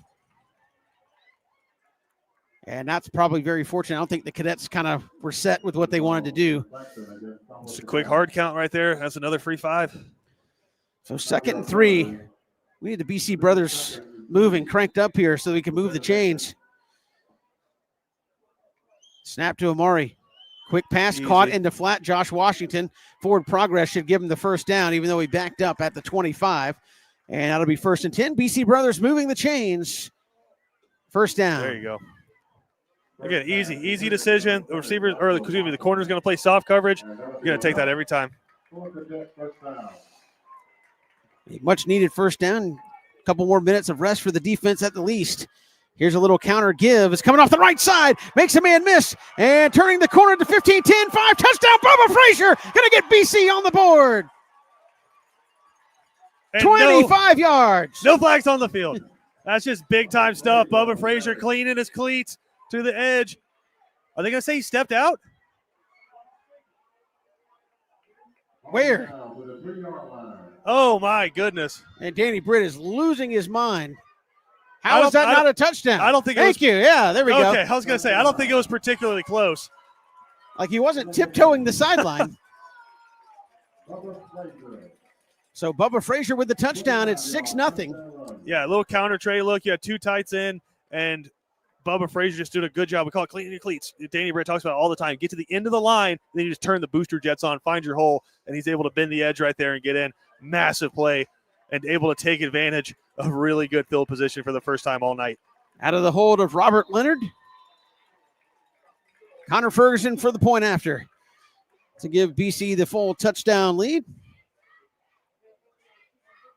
Here's the snap, and it's up, and it is good. Cadets 7-0. We're coming right back. Cadets football built by Islands Ace Hardware here on Watch BC Sports. You know, Christian, after a day of the hottest sports in town, sometimes you just gotta unwind. Yeah, Kevin, and the perfect place to do it, Cool Vibes Pizza and Wings. That's because Cool Vibes offers delicious pizza, wings, sandwiches, and salads, all with a Jamaican Caribbean island twist. And the atmosphere is 100% kicked back. No worries, man. Plus, they're the home of the Oxtail Pizza. Cool Vibes Pizza, 4501 Montgomery Street, Savannah. That's coolvibespizza.com. Cool with a K. Come on and unwind at Cool Vibes. Welcome back here to Buck Godfrey Stadium, 7-0 BC. The Georgia High School Association is a voluntary nonprofit organization composed of over 450 public and private high schools. The GHSA administers regulations for region and state competition in 19 sports and 2 activities. Founded in 1908, the GHSA strives to promote good sportsmanship, participant safety, and fair play among its member schools. For more information, visit ghsa.net. Follow at official GHSA on Twitter, Facebook, Instagram, and YouTube. Can I say that I just love that collectively we as a society said, it's not X, it's Twitter. If the GHSA says it's Twitter, then that's what it is. By God, it's Twitter. Call it what you want, Elon Musk. I think Connor about to send a Falcon rocket into orbit here on the kickoff. Let's see. He does, and it will not be returned. So, Christian, we talked about just the psychological game that's been played. Southwest DeKalb had the ball for much of the ball game, had 3 chances inside the 20, got nothing. You go down and score, and now you're ahead. Maybe you can force them into a different tempo, not as deliberate. I mean, it's only 7-0. Sure. But, you know, if you were able to continue that, maybe force them to come out of what they want to do. Yeah, I don't know. Down 1 possession, I don't know how much they changed, but I think the biggest thing here is you've completely flipped the field now for the first time in 4 possessions. So it's you have now 80 yards behind you instead of starting with 20 or 30 yards behind you. So 1st and 10 here for the Panthers. Honestly, I'm going to be more surprised if they, and I think a new quarterback in, I'm going to be more surprised if they clap and just take it on the first snap. It is. They did go to the backup quarterback. They go straight ahead on the run. And, Christian, it's been more like 80-20 pass to run here in the early going. And this is number 17, Tommy Traylor, also a sophomore quarterback. It's a great name.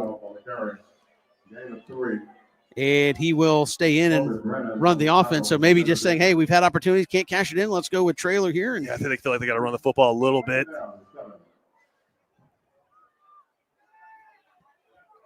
Second down and 8 here for the Panthers.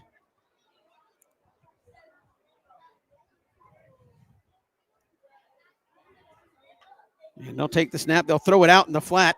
It's going to be caught. Gets by Larson Little. That's going to be a first down by Christie over end at the 36-yard line of BC. That'll be a first down for Southwest DeKalb. Yeah, I think Larson Little just underestimated the speed right there from the slot receiver because he took a bad angle, just completely ran himself out of that play right there. So just got to give a little bit more respect. That should have been a 2 or 3 yard gain, not a first down. And you're seeing with the rush, the BC defenders trying to get the hands in the air to change the throw. That time, Third Scroggins got way up in there. And the linebackers, man, just playing a little tight right now. Not really flowing. Here's the snap. Caught underneath, hit immediately. Zach Maxwell in coverage. That'll be a gain of 2. Just a play out of BC's playbook right there. If you're going to play soft coverage, they're going to take advantage of it. Now what you got to watch with them is or gain of 2 is 7, excuse me. Yeah, they'll come back to that, and you'll jump on that hook, and all of a sudden it's a hook and go. So 2nd and short. BC trying to get lined up. Here is Traylor with the check with me. BC's 2 safeties talking to each other. Now they take the snap. They're going to run it straight ahead. That's going to be a first down. Upended as he crosses the 50. And that run by Tamir Rudolph. And that'll move the chains for Southwest DeKalb. Some acrobats on this drive so far. Makai Williams hitting hard from that safety position, but they're taking advantage. If BC is going to sit back in a too high safety look, they're going to keep running the football. That's a solid answer here so far. So 1st and 10. Again, Southwest DeKalb's changed up the quarterback here.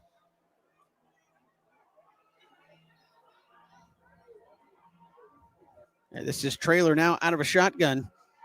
They don't have enough guys on the line of scrimmage there. And they'll flare it out, and the flat's going to be caught. This is Christie drugged down from behind by Isaiah Jones, but not before he gets 5 yards on first down. It'll bring up second down and 5. Yeah, that's just good coaching right there. Is you have them out leveraged right now to the outside, and if that BC is going to continue to sit deep with 2 safeties, they're just going to take advantage. You can't cover every part of the field.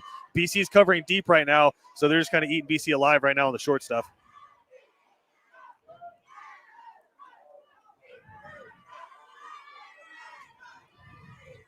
Second down and 5. Cadets look like they're going to bring pressure here from the short side. Here's the snap. They'll pump fake, look to go up the left side. Nobody goes to deep route. It's going to be picked off. Zach Maxwell with the interception. Comes back to the other side of the 20. He's got a lot of room. Can he get a block? He misses a man. He's at the 50, cutting outside, and brought down at the Southwest DeKalb.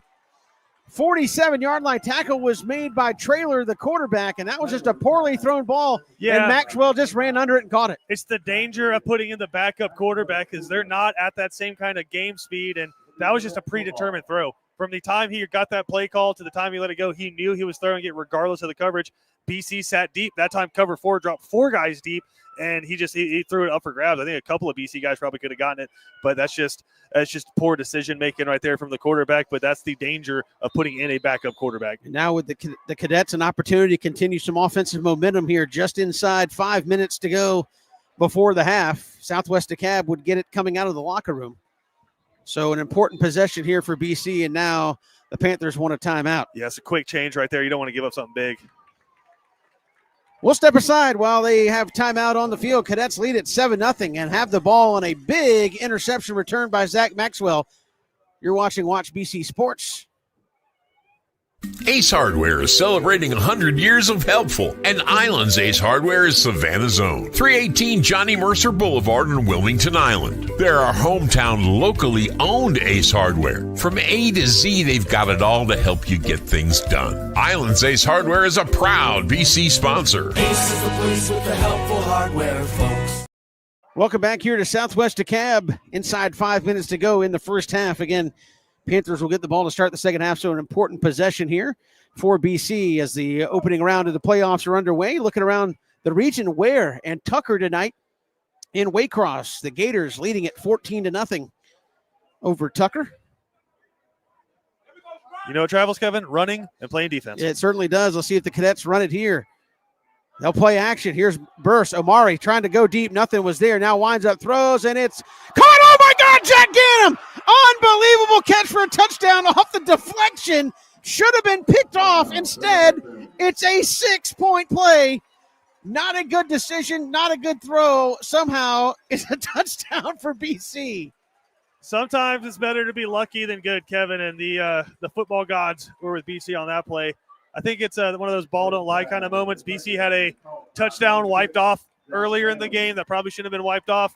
You get it back right there, but you're having a conversation with Amari right now like, hey, that worked. Don't ever do it again. He tried to drop it in a bucket of triple coverage. He's like, hey, and somehow came out of there with it. Here's the kick. It's up. It's good. Meant to do it. Jack Ganem's down there somewhere. Yeah. Coach Britt, what you looking at me like that for? He was open. And BC will take it 14-0. We'll step aside. We're coming right back here on Watch BC Sports. BC football built by Island's Ace Hardware. Looking for authentic, traditional Southern cuisine for your next special event, reunion, wedding, or celebration in Savannah? For over 45 years, Barnes Restaurant is the most experienced, trusted caterer in all of Savannah. Groups 50 to 5,000. No event too big or small. Barnes does it all. Online at barnesrestaurant.com. BC Brothers Moving is Savannah's most trusted moving service. From residential to commercial to packing supplies, BC Brothers does it all. Let BC Brothers' energetic, trustworthy team wrap it, pack it, and move it for you. Check out BC Brothers online at bcbrothersmoving.com or give them a like on Facebook. Sometimes the sun just shines on you, Christian Gokel. And again, Omari Burst rolling out, tried to throw it in a bucket of 3 Southwest DeKalb defenders. The back defender came up for the interception, tipped it with his hand, and Jack Ganem happened to be running in the background, and it went right into breadbasket, and he ran it the rest of the way for a touchdown. Yeah, sometimes, like I said, That's a really weird shaped ball that they're playing with out there, and sometimes it bounces your way. The credit for Jack Gannon playing the deflection and having the presence of mind to keep going. Well, I love the deflation of everybody else on the field. Like, oh, my goodness. And into the end zone it goes for a touchback. And that's where Southwest DeKalb will take over. Cadet defense has played really well in some tough spots. They've stood up big time here. I'm curious to see, and I think that's going back to the OG quarterback here. Yeah, 2's back in the game at quarterback. So this will be Carter running the show for Southwest DeKalb.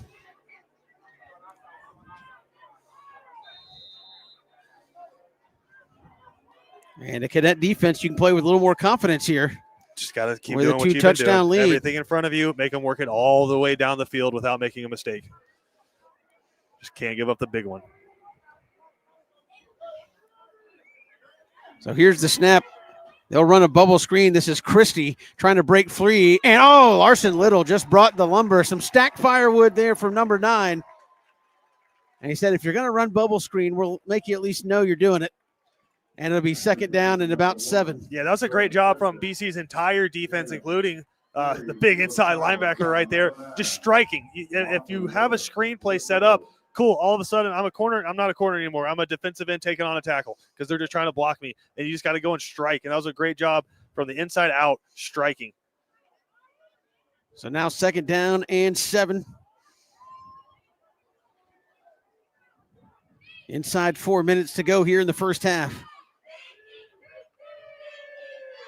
Here's a little give inside. Boy, BC all over that. That was big Cam Cody. Yeah. Who was that under there? Colby Brennan was down there. That was John Lilly. It's just a better job staying disciplined by the front four. I'm curious, Kevin, if they're just saving it for a crucial moment, but if they just snap it on the first clap, it's going to surprise everybody in the stadium. Yeah. You would think at some point you would break that out. Yeah. There you go. First snap, nothing. Look back to the sideline. So it'll be third down, emptying the backfield, 3rd and 7 here. And you know, if you're Danny Britt, if you stop them here, they've got to punt the football, and it was a disaster last time. Yeah, no help for the quarterback. Now here's the snap with an empty backfield. Looking, he's going to wind up, throw it short. Larson Little in coverage. Oh, he missed a tackle. Thought he had him out of bounds, and it's going to be a second effort for the first down, and that was just that. Larson Little had him wrapped up, and shaking away was Tamir Rudolph. He's going to move the chains. Yeah, so running back right there, and you did what you wanted. You got pressure, made him throw short. You just got to wrap up, but give credit to number 7 there. He's a smaller running back, but big old legs, and he just kind of shook off the big inside linebacker. So 1st and 10 here for Southwest DeKalb.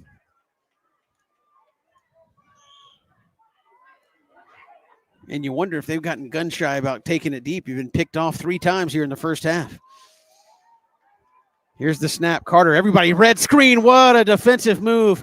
3rd Scroggins and company got back there. I don't know if you caught that, Christian, and they just stopped and said screen, screen, screen, and that play was busted from there on. Yeah, when you're a defensive lineman and you just go free after playing a pretty good offensive line all night, you know something's wrong. The alarm bells start going off in your head, and all 4 of them froze. That's a great job, but a good job by the quarterback not turning a dead play into a disastrous play. Got the ball back past the line of scrimmage and just lived to fight another down.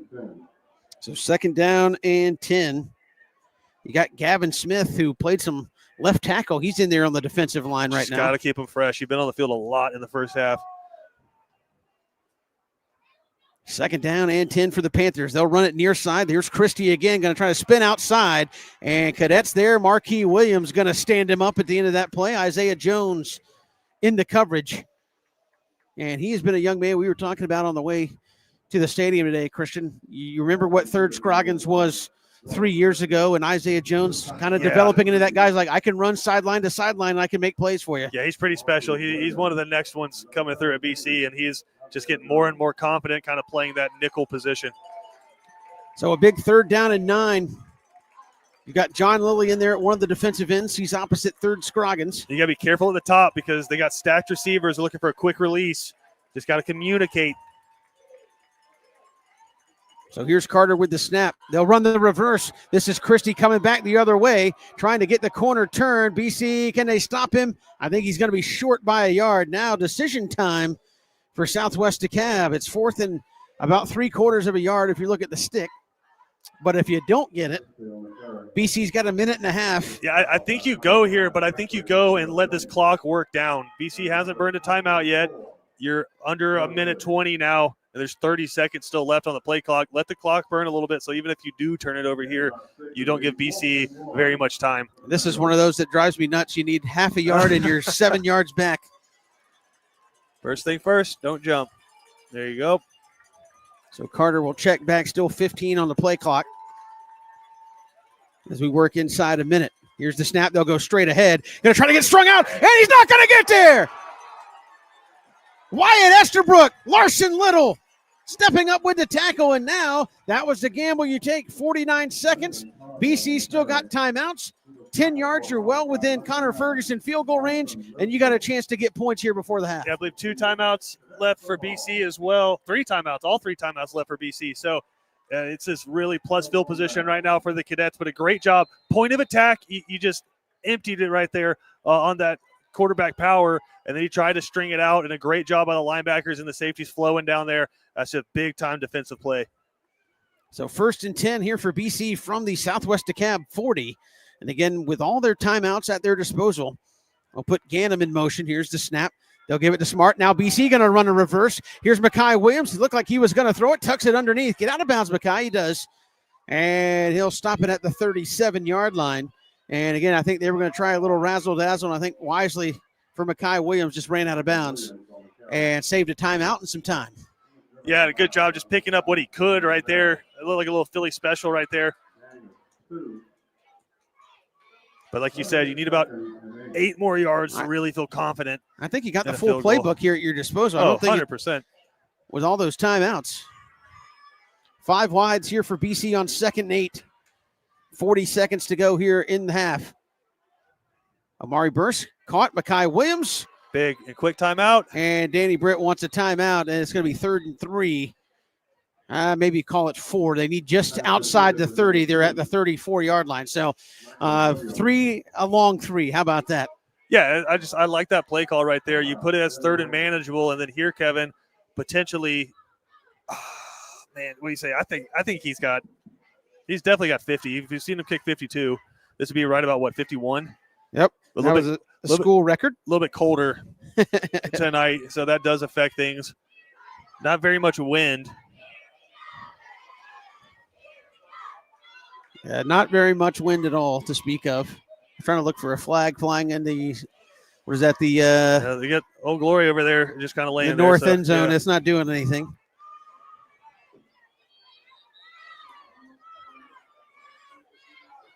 So a big play here. I think, obviously, you want the first down, but I think if you run it or something happens, middle of the field would be all right.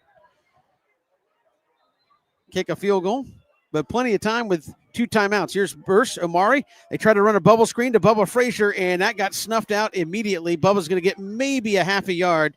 And does Danny Britt call timeout here or just let it run down and try the field goal? I think if anything, you're just going to let it go down to 3 seconds. I think that's what he's going to do. I see him right there in the ear of the official. Again, that time, really good job defensively from Southwest DeKalb. If they put the ball down, it's going to be at the 34, so 7 back would make it a 51-yarder. Yeah. Am I counting correctly? I believe you are. We've seen him hit for 52. And so there's the timeout from Danny Britt with 3 seconds, and they're going to put it on the leg of Connor Ferguson to cover the rest of this. Actually, 2 seconds, so. It's from the right hash, so as a right-footed kicker, I guess it's all about what's Connor comfortable with, but we know he's got the distance from here. Again, the school record 52-yarder. Last time out. You like to not make them all this long. I know. But it's nice. And again, this is one of those things we've talked about all year. It's like not many teams have this in their back pocket. Like some teams in this position say, we're going to try one at the end zone. If it gets picked off, that is what it is. I was going to say the 0.001% of teams in high school football have 50-plus yard field goal in the back pocket.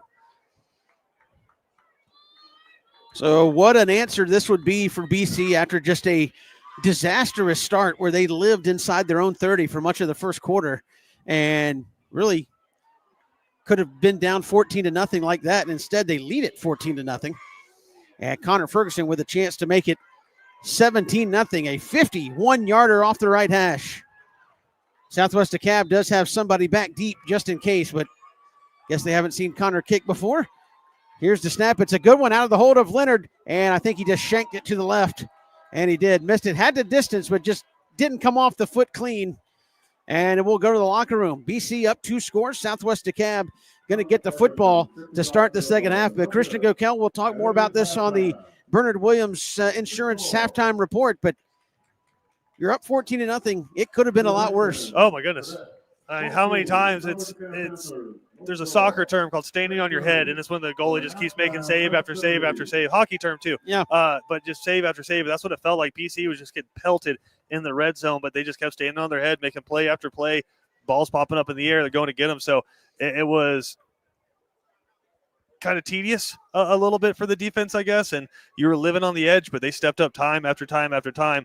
Now, second half, you're going to get a different team, I'm assuming, here from Southwest DeKalb, a little bit more focused. They're going to get a chance to go to the drawing board, and they're going to be fighting for their lives for the last 24 minutes of this football game. So you cannot live and die with your defense just out there saving you time after time. Offense is going to have to score some more. We're coming right back here to Buck Godfrey Stadium here at the half. It's Benedictine 14, Southwest DeKalb nothing. The Bernard Williams Insurance halftime report coming your way right after this.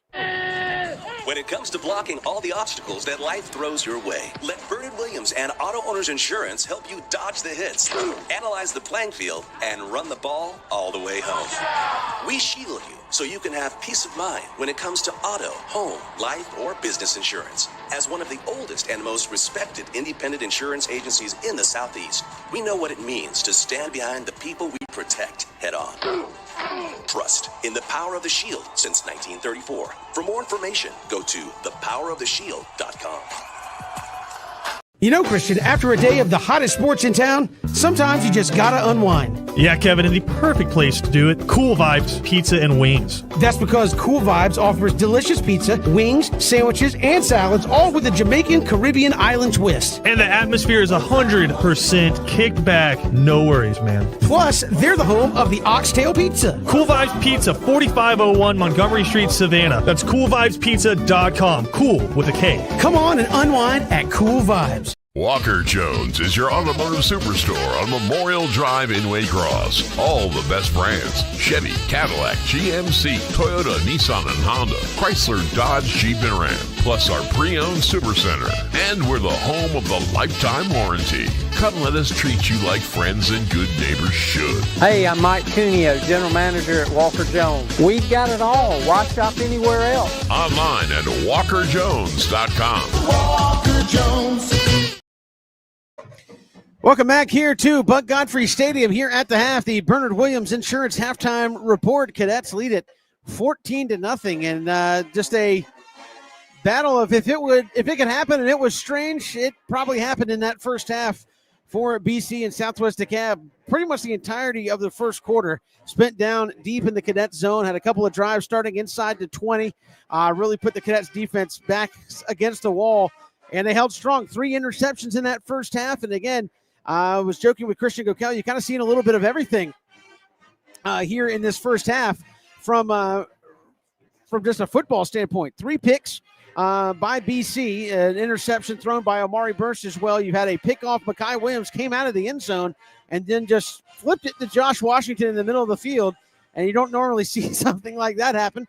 And then you had a pass that probably could have been intercepted for the second time for Amari Burst that was tipped off a Southwest DeKalb defender and tipped right into the arms of Jack Ganem, who ran it and caught it, ran it the rest of the way for a touchdown. So a big pitch and catch there off the deflection to Jack Ganem, and then you had the wonderful run by Bubba Frazier, 35 yards for a touchdown, and that's how BC's gotten their 2 scores. And really, about midway through the second, you saw BC start to turn the tide a little bit in their favor, and you just knew it's a deflating thing if you've played sports before, where you're down there, you have chances, and you had 3 drives inside the 20 and got nothing, and then all of a sudden BC scores twice and they lead it 14-0. The psychological game you won there, huge, both from a confidence standpoint on the defensive side of things and from an offensive side of things, where you finally got some things going, and I think that's going to have to continue for the Cadets there in the second half.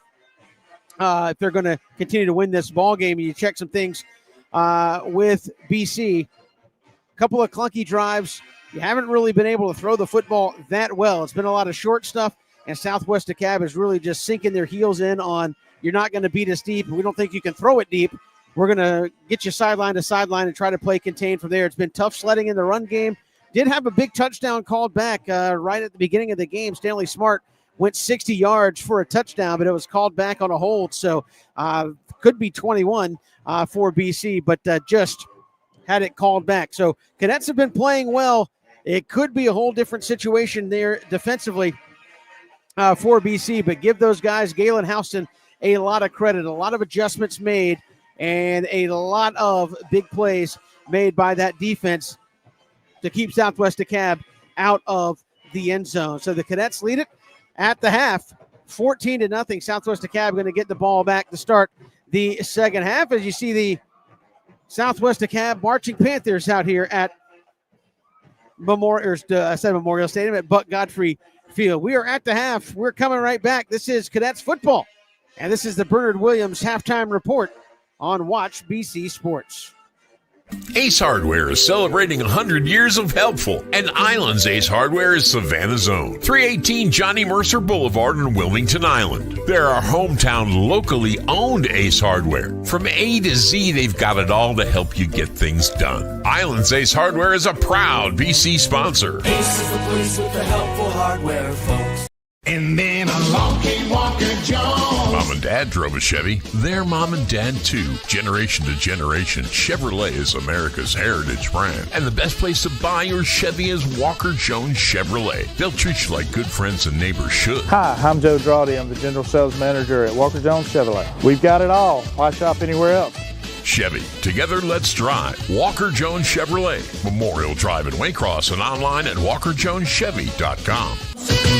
Ace Hardware is celebrating 100 years of helpful, and Rincon Ace Hardware is your locally owned hometown Ace Hardware at 591 South Columbia Avenue in Rincon, Georgia. From A to Z, they've got it all to help you get things done. Rincon Ace Hardware is a proud BC sponsor. Ace is the place with the helpful hardware, folks. The honor, the heritage, the tradition of excellence. The home for Benedictine Cadets football is WatchBCSports.com. All the games, play-by-play, and in-depth analysis. Home of the Danny Britt Show. Be a part of the action as your Benedictine Cadets take the field in their quest for yet another championship. On the official home of the Cadets, WatchBCSports.com. And look for us on Facebook and Instagram at WatchBC. You know, Christian, after a day of the hottest sports in town, sometimes you just gotta unwind. Yeah, Kevin, and the perfect place to do it, Cool Vibes Pizza and Wings. That's because Cool Vibes offers delicious pizza, wings, sandwiches, and salads, all with a Jamaican Caribbean island twist. And the atmosphere is 100% kicked back. No worries, man. Plus, they're the home of the Oxtail Pizza. Cool Vibes Pizza, 4501 Montgomery Street, Savannah. That's coolvibespizza.com. Cool with a K. Come on and unwind at Cool Vibes. Bowtie Barbecue has always been a work of passion. It takes time, skill, and a blend of perfect temperature, wood, smoke, and meats. We just took it up a notch. Taste the passion. Bowtie Barbecue, 6724 Waters Avenue, Savannah. When it comes to blocking all the obstacles that life throws your way, let Bernard Williams and Auto Owners Insurance help you dodge the hits, analyze the playing field, and run the ball all the way home. We shield you so you can have peace of mind when it comes to auto, home, life, or business insurance. As one of the oldest and most respected independent insurance agencies in the Southeast, we know what it means to stand behind the people we protect head on. Trust in the power of the shield since 1934. For more information, go to thepoweroftheshield.com.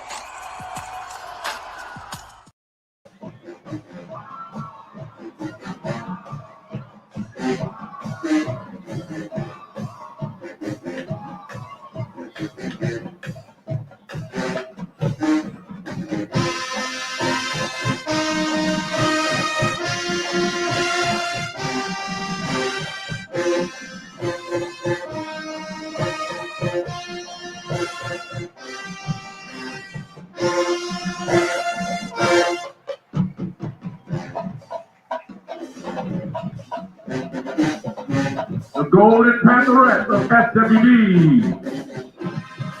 The song, You.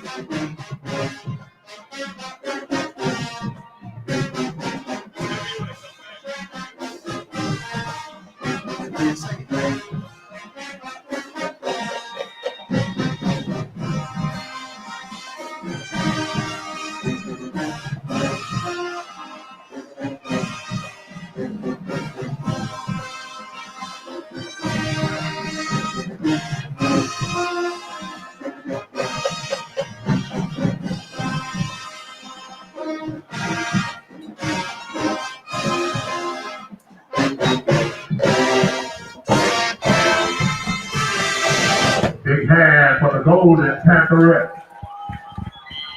Southwest DeKalb Marching Panthers. Kevin Thomas, Christian Gokel here at the half. A little halftime entertainment here in Metro Atlanta.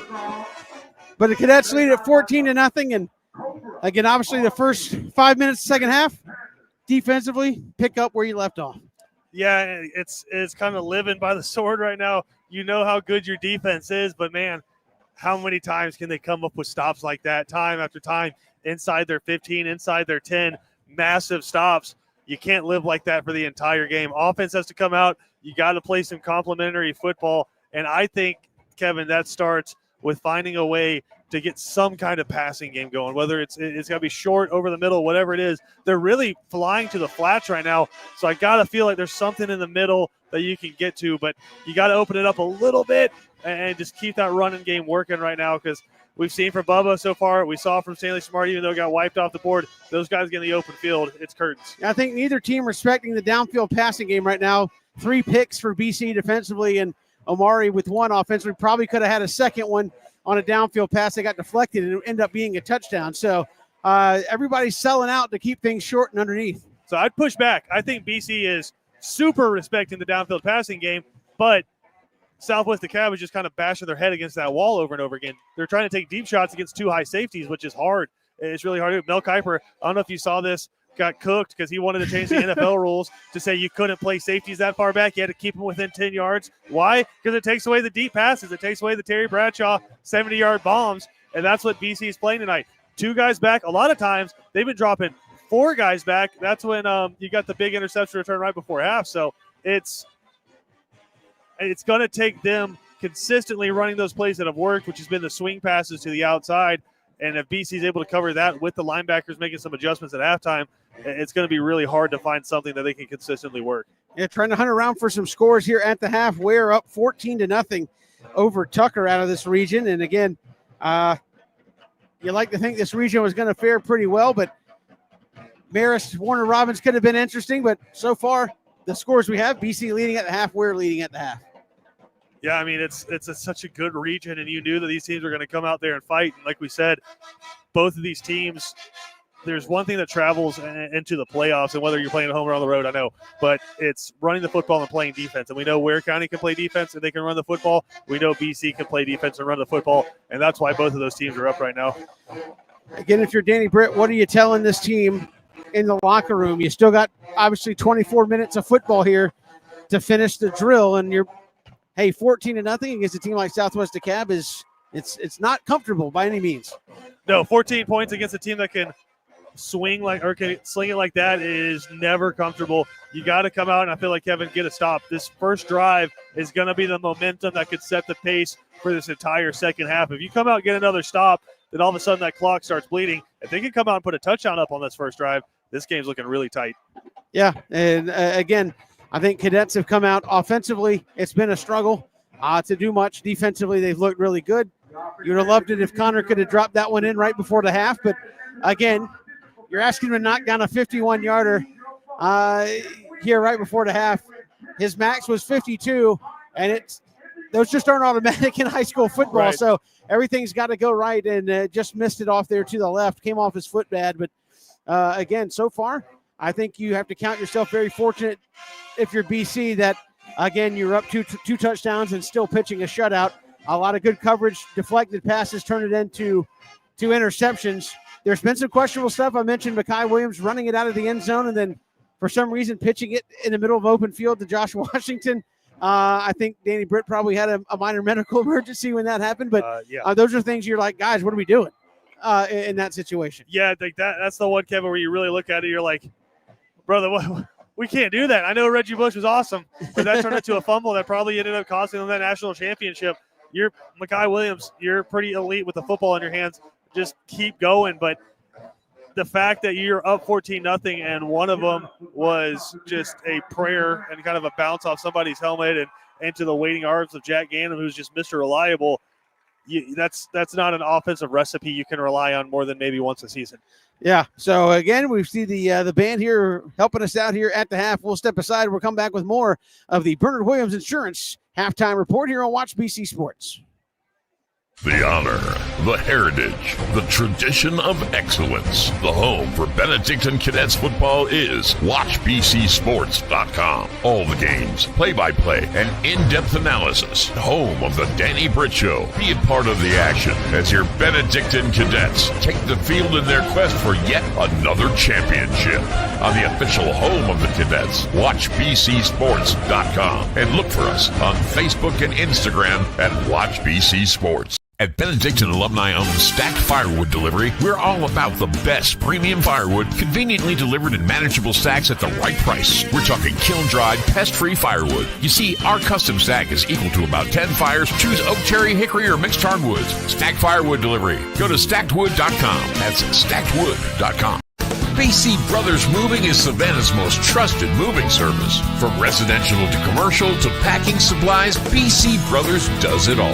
Let BC Brothers' energetic, trustworthy team wrap it, pack it, and move it for you. Check out BC Brothers online at bcbrothersmoving.com or give them a like on Facebook. Walker Jones is your automotive superstore on Memorial Drive in Waycross. All the best brands: Chevy, Cadillac, GMC, Toyota, Nissan, and Honda, Chrysler, Dodge, Jeep, and Ram, plus our pre-owned supercenter.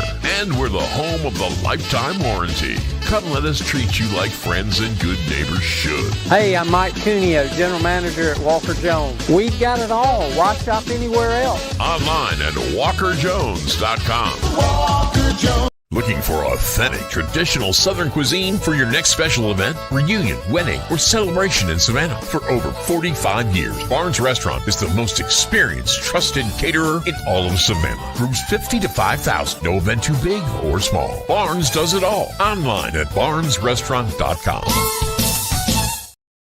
Welcome back here at the half. Benedictine leading Southwest DeKalb 14-0. We're up 21-0 over Tucker. That one working in the second half, trying to find the Warner Robins and Marist score, as well as Perry was playing tonight as well. And this region looking to get off to a good start. But first round of the playoffs, it's always interesting and exciting on Friday nights. Christian Gokel, you never know what's going to happen. And I think we're trying to prove that here in this one as the cadets start to return from the locker room here.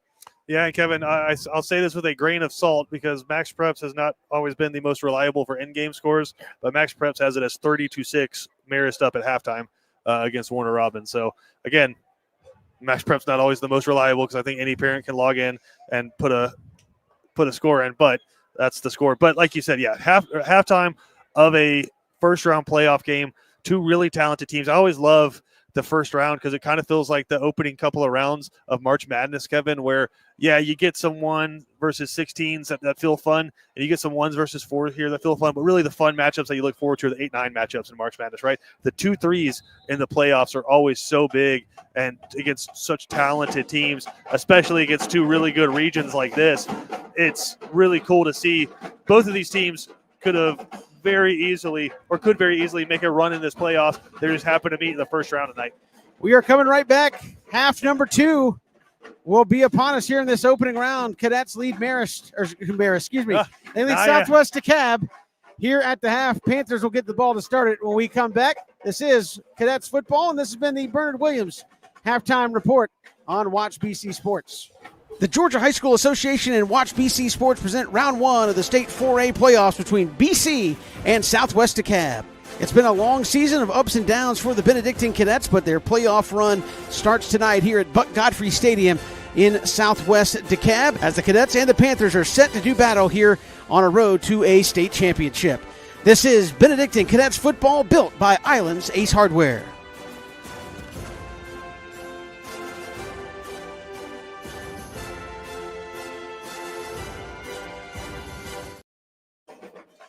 Welcome back here to Buck Godfrey Stadium. Cadets lead at 14-0 here at the half. Southwest DeKalb will get the football first as we get things going. While we have a minute, we'll let you know that the Georgia High School Association would like to thank its corporate partners for their valuable support of high school athletics and activities. Alpha Insurance, Georgia Electric Membership Corporation, Gatorade, Wilson, BSN Sports, the Atlanta Hawks, Mizuno, the Atlanta Braves, Subway, Sports Medicine South, the Atlanta Track Club, NFHS Network, Regions Bank, Max Preps, GoFan, and Georgia Public Broadcasting as we get ready for the final 24 minutes of this one here tonight in round number 1.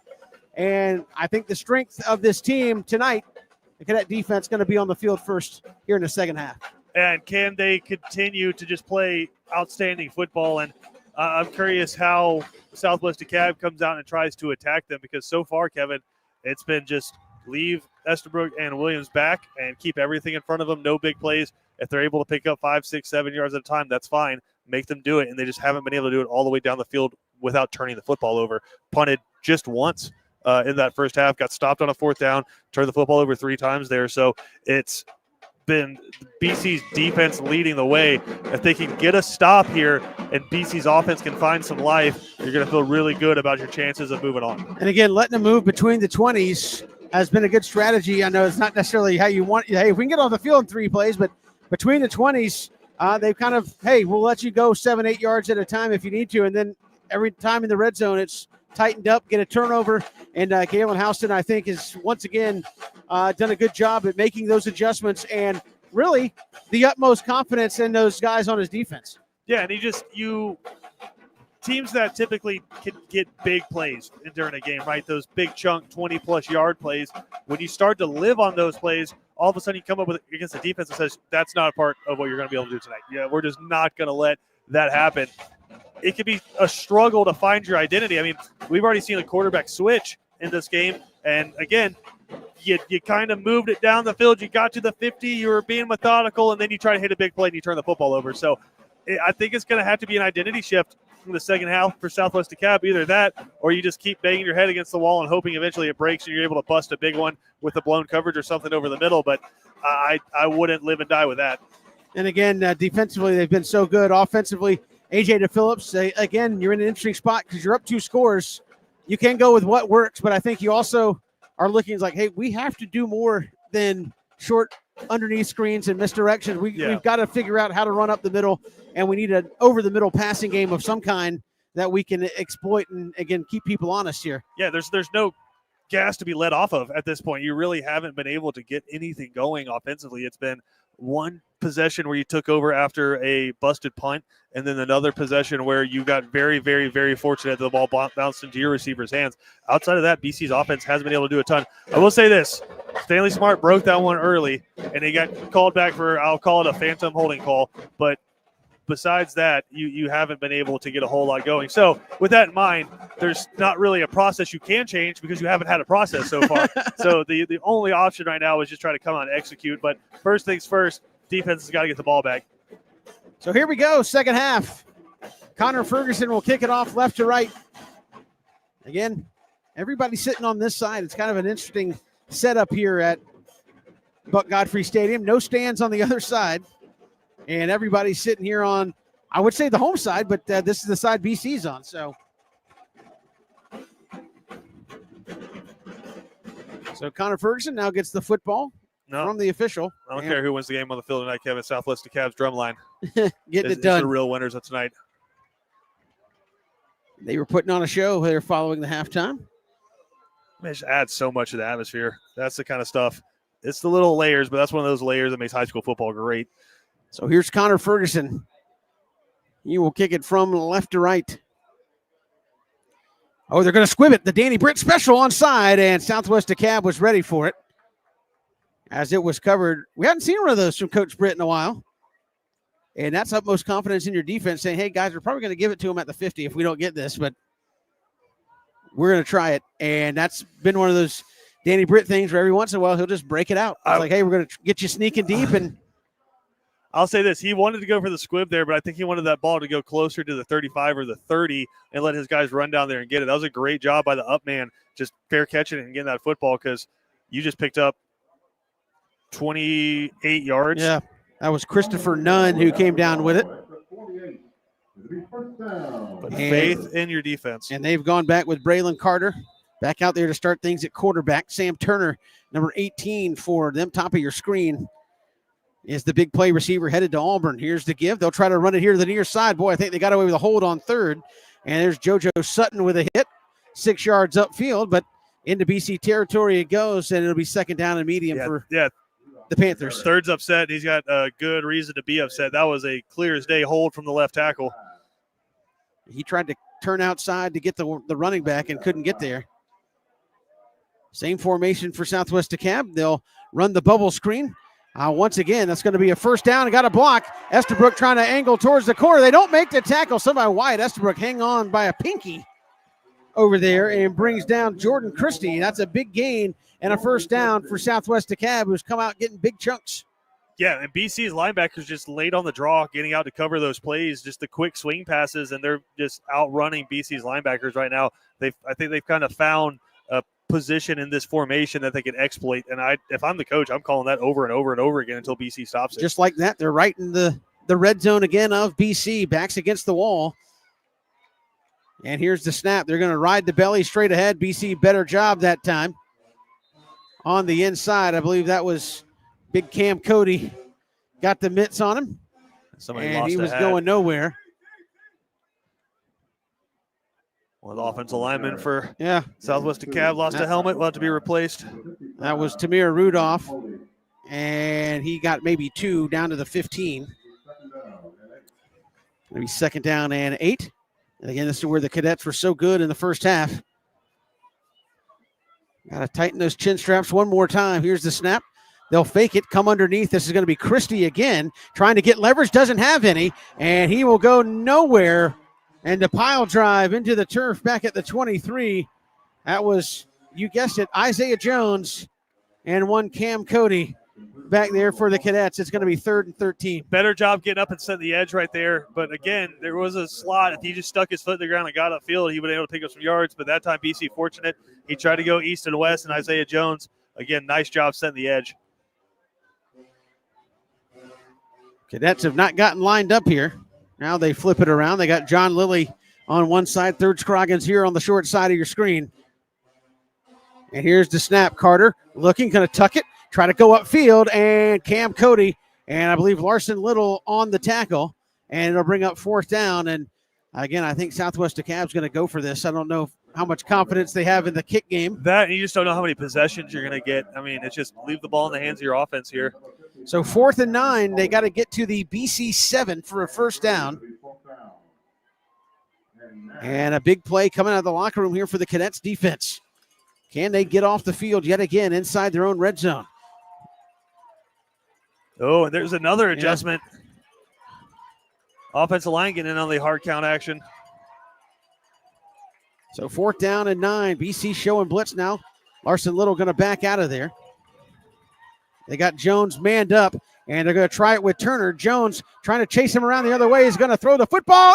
Intercepted at the goal line. Coming back the other way, 10, 15, and cut back to the middle of the field. This is Makai Williams. Or no, it's Maxwell up to the left sideline. Zach Maxwell trying to outrun him to the end zone. Still on his feet at the 15 and the 10. 90 yards on the interception return for Zach Maxwell up the left side. A flag at the end of the play there, Kevin. I'm wondering if they're going to get a blindside hit or if they're going to call a horse collar tackle. But just a great job by BC's defense staying home. They go with the trick play, and everybody stays home for BC. That's another pick for Maxwell and a huge, huge field position return. And they may get a few extra, as you mentioned, on the end of this, half the distance. What a run by Zach Maxwell.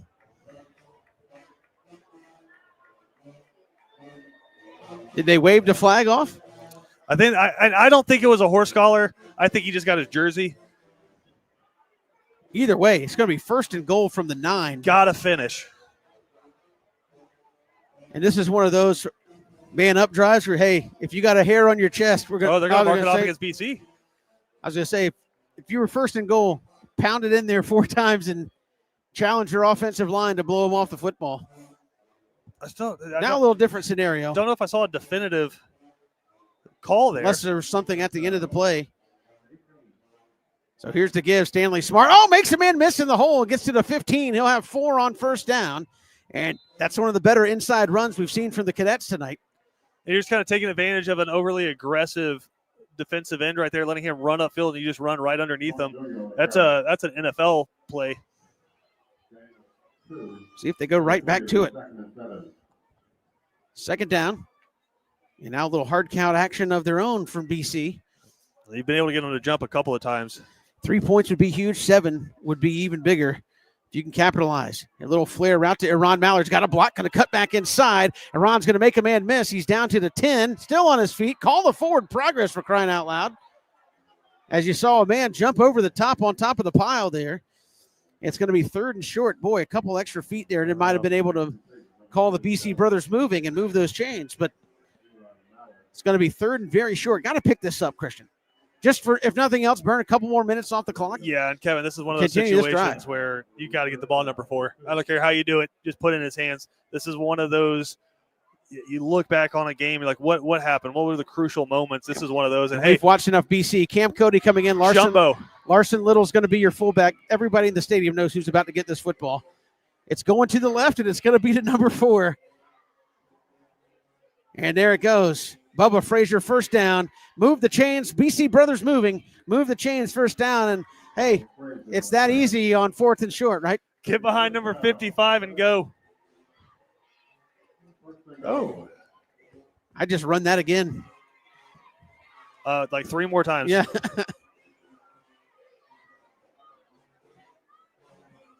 Who's your fullback here in this formation? There you go, Cam Kevin. Cody's out at the left tackle.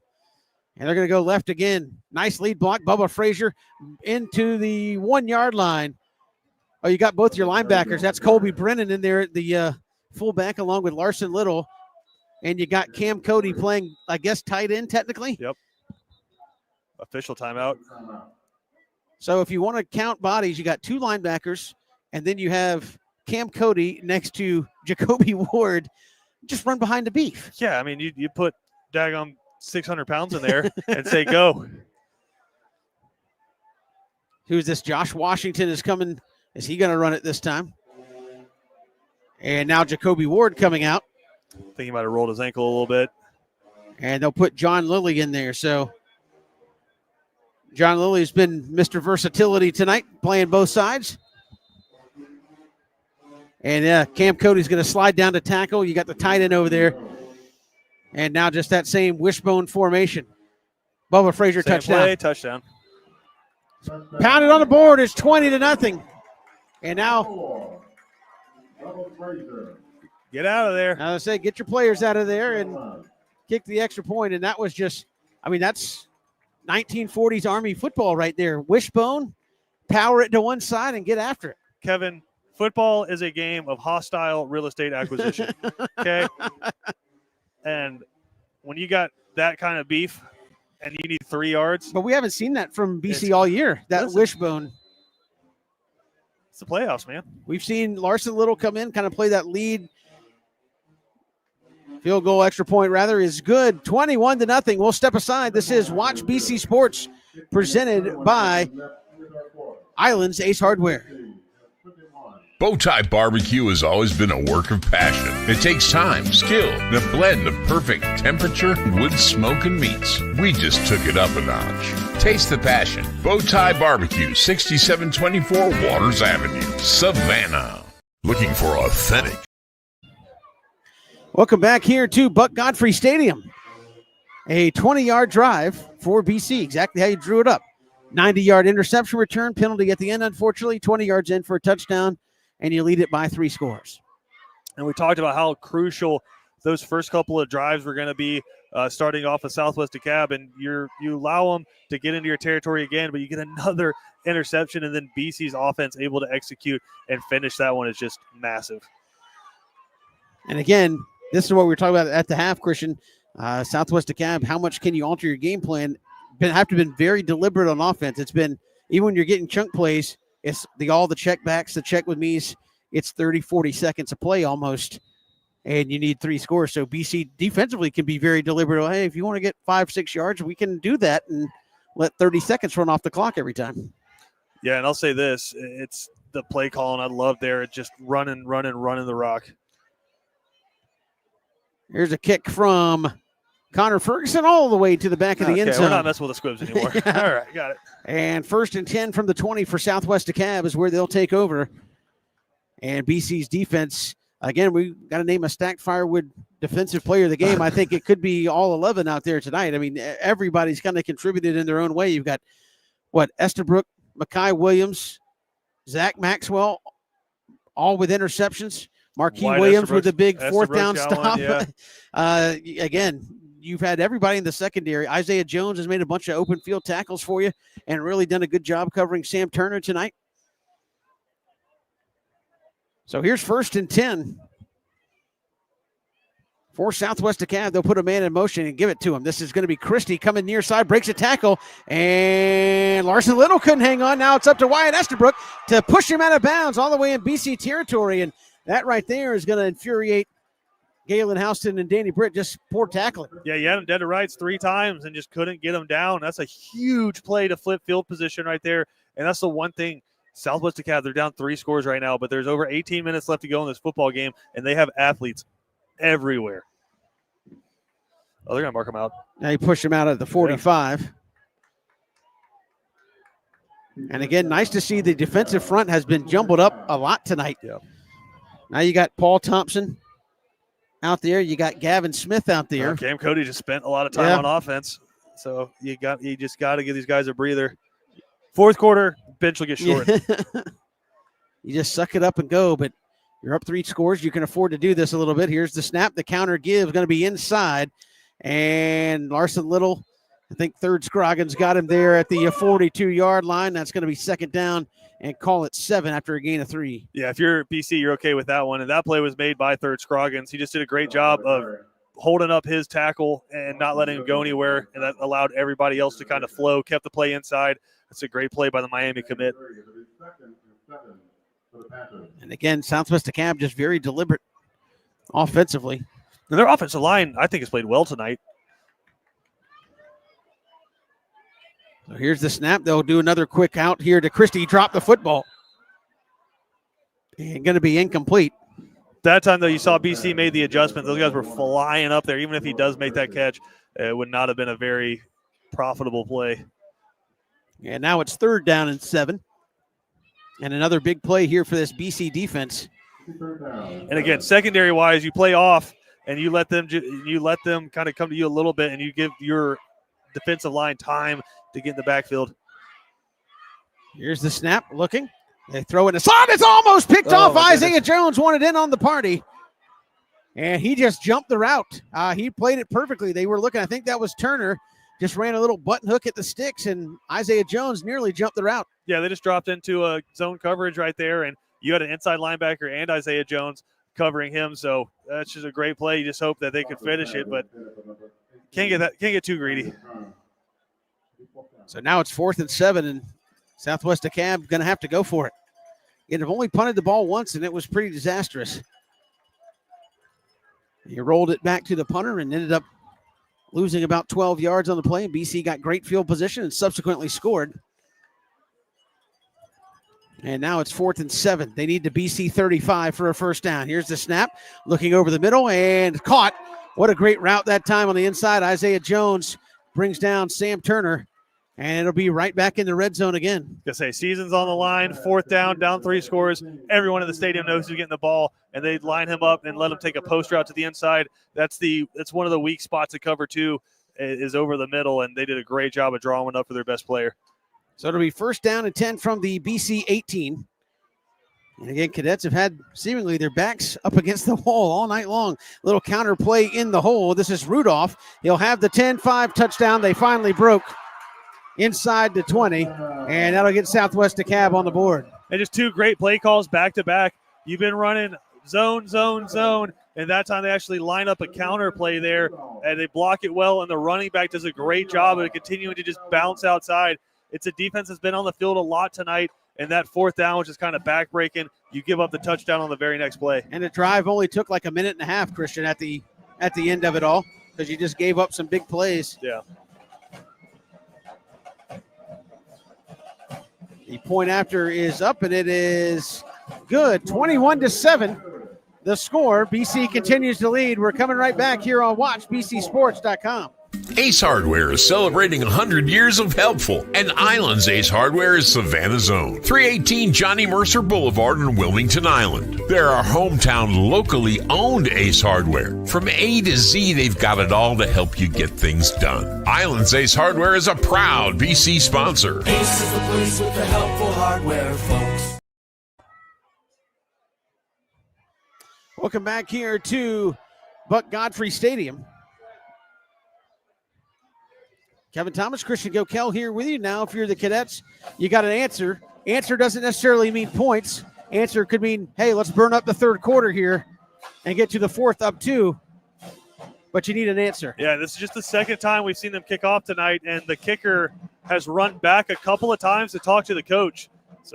So you wonder if they might try something here, steal a possession. Take a page out of Danny Britt's playbook.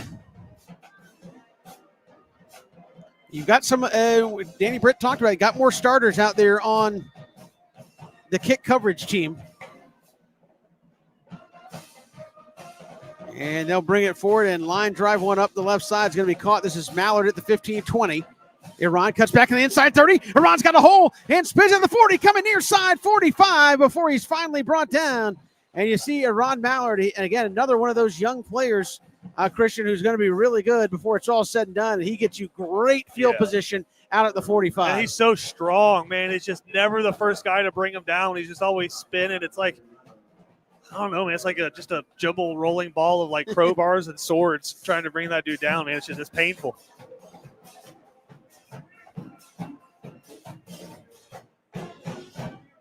Big drive here.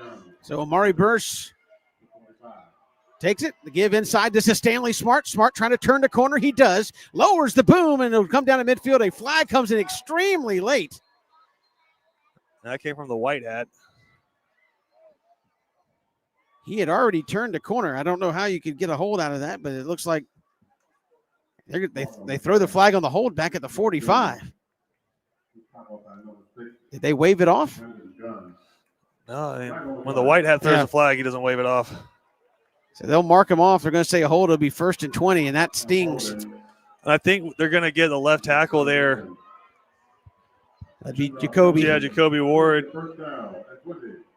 Again, it's the same kind of play we saw in the single back where you let the defensive end rush upfield, but when he tried to come back to go after Stanley, I think he got a hold of him. Everybody in tight here for BC on 1st and 20. And they'll run the toss sweep coming here to the near side. Stanley Smart going to cut back across the 40, upended at the 43 and got most of it back. It's a big play. And that's huge. You need another one of those on 2nd down to get to 3rd and manageable. I'm going to say you got 9 of them back, and it'll be 2nd and 11. That's just good hard-nosed running and a great job by the pulling guard there, getting out in front. Tight end in there, John Lilly. I mean, it's great blocking all the way across the front. Lone tailback's going to be Bubba Frazier here on 2nd and 11. They'll give it straight ahead. This is Bubba in the hole, and he'll get just a couple. And it'll be 3rd down and about 8.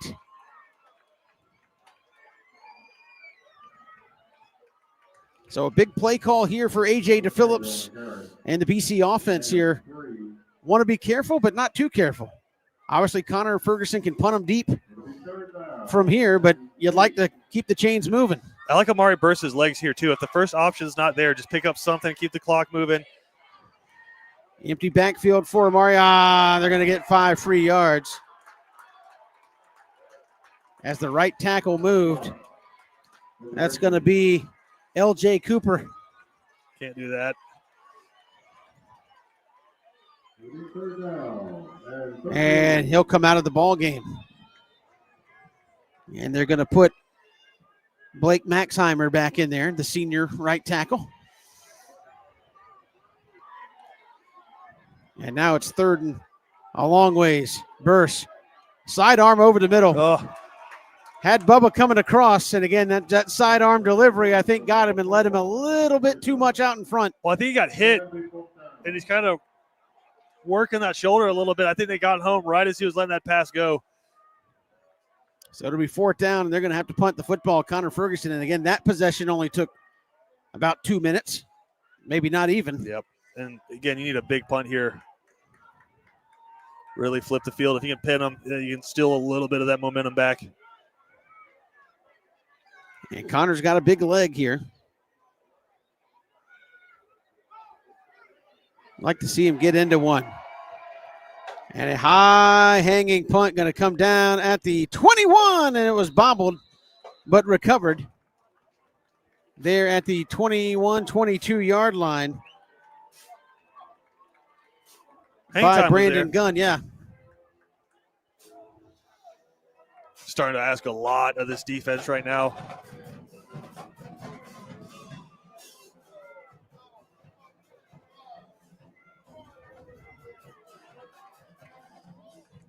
So it was jet sweeps and counter runs last time, Kevin, that got them down the field.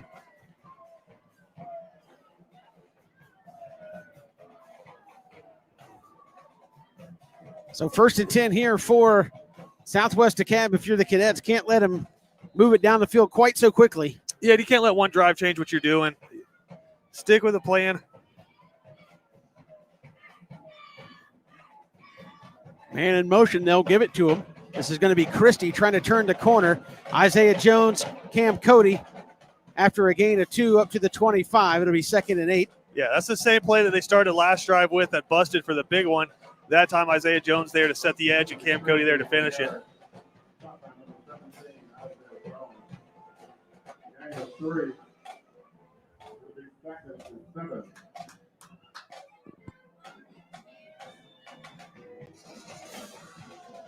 So Carter will take the snap. They'll run the flare route. This is Christie again. Cuts back inside.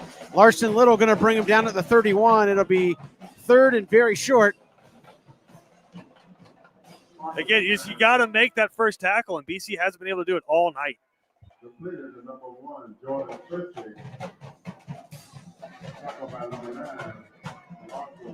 So 3rd down and very short. Cadets have walked a lot of men right up there. Just one high safety here on 3rd and short. They'll plow straight ahead. That's going to be a first down, and Moore missed another tackle and out near midfield before he's brought down. And now you're seeing the tackles. You're not wrapping up if you're BC.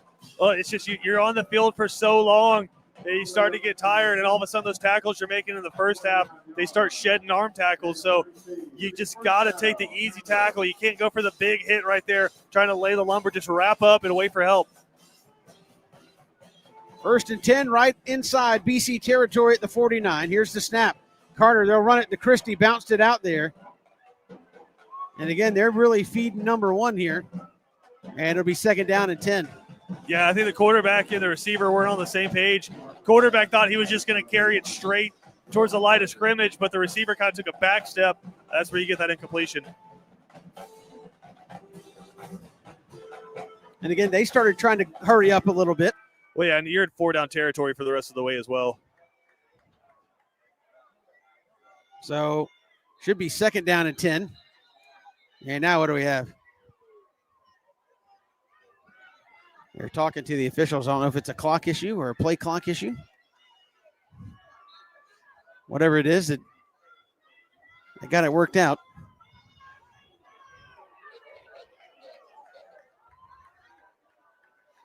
So clock is stopped after the incompletion.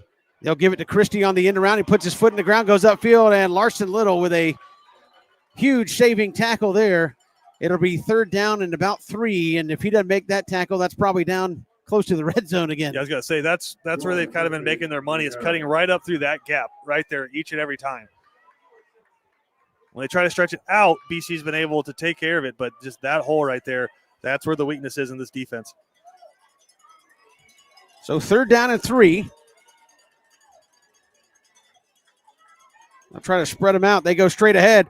Cadet trying to string it side to side. Isaiah Jones, I think he stopped him short. Near side official gave him the 41. Far side guys got him at the 40. And they're going to back him up to the 41, so it'll be 4th and about 1.5 yards here. Southwest DeKalb doesn't like the spot there, but the near side official is the one that had the spot. So 4th down and about 1.5 yards, Christian. Yeah, got to stay on sides here first and foremost. Good. My guess would be it's either going to be a flare out to Christie or they're going to come right back inside with Rudolph. Well, last time in this situation, they tried to hit the middle. BC blew it up, and they tried to bounce it, and that's just not a recipe for success. Here comes Christie in motion. They're going to fake it to him. Come back inside. Bam! Cam Cody just blew it up, and a flag comes in, and that thing was blown up from the jump. Did Danny Britt call timeout?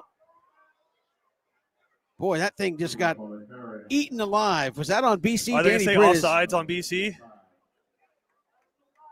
Personal foul, face mask against BC. I didn't see it. Cam Cody looked like it wasn't on Cam Cody. He chested him up with the ball. It might have been whoever stopped Christie from coming around. I was going to say, I think it was whoever tried to tackle the jet sweep, maybe got it, and it's just off the ball foul. That hurts. So that keeps the drive going. And you just breathe life back into Southwest DeKalb right now. That gets you down inside the 30 at the 28, and that's tough on 4th down. Had him stopped. At the 28-yard line. And 1st down.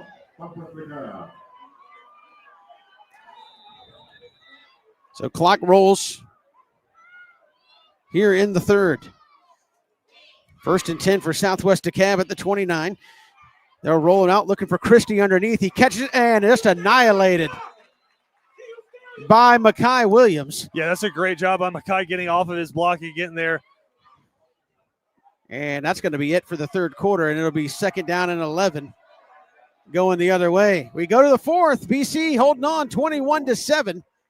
We're coming right back here on WatchBCSports.com. And then along came Walker Jones. Mom and Dad drove a Chevy. They're Mom and Dad too. Generation to generation, Chevrolet is America's heritage brand. And the best place to buy your Chevy is Walker Jones Chevrolet. They'll treat you like good friends and neighbors should. Hi, I'm Joe Drawdy. I'm the General Sales Manager at Walker Jones Chevrolet. We've got it all. Why shop anywhere else?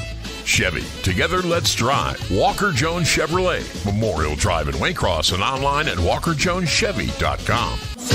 BC Brothers Moving is Savannah's most trusted moving service. From residential to commercial to packing supplies, BC Brothers does it all.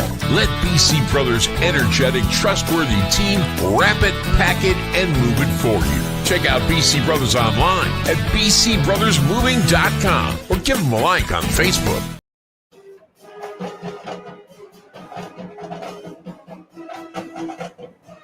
Welcome back here as we go to the 4th quarter, final 12 minutes. Cadets holding on to a 2-touchdown lead, but Southwest DeKalb driving once again, Christian Gokel. Yeah, and I'm curious if we have a flag at the end.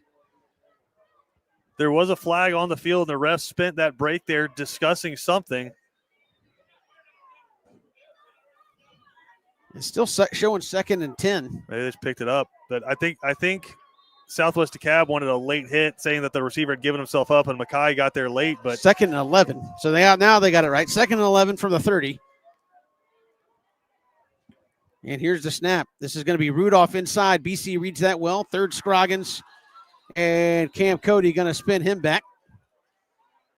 And those are probably not the two guys to run at. Yeah.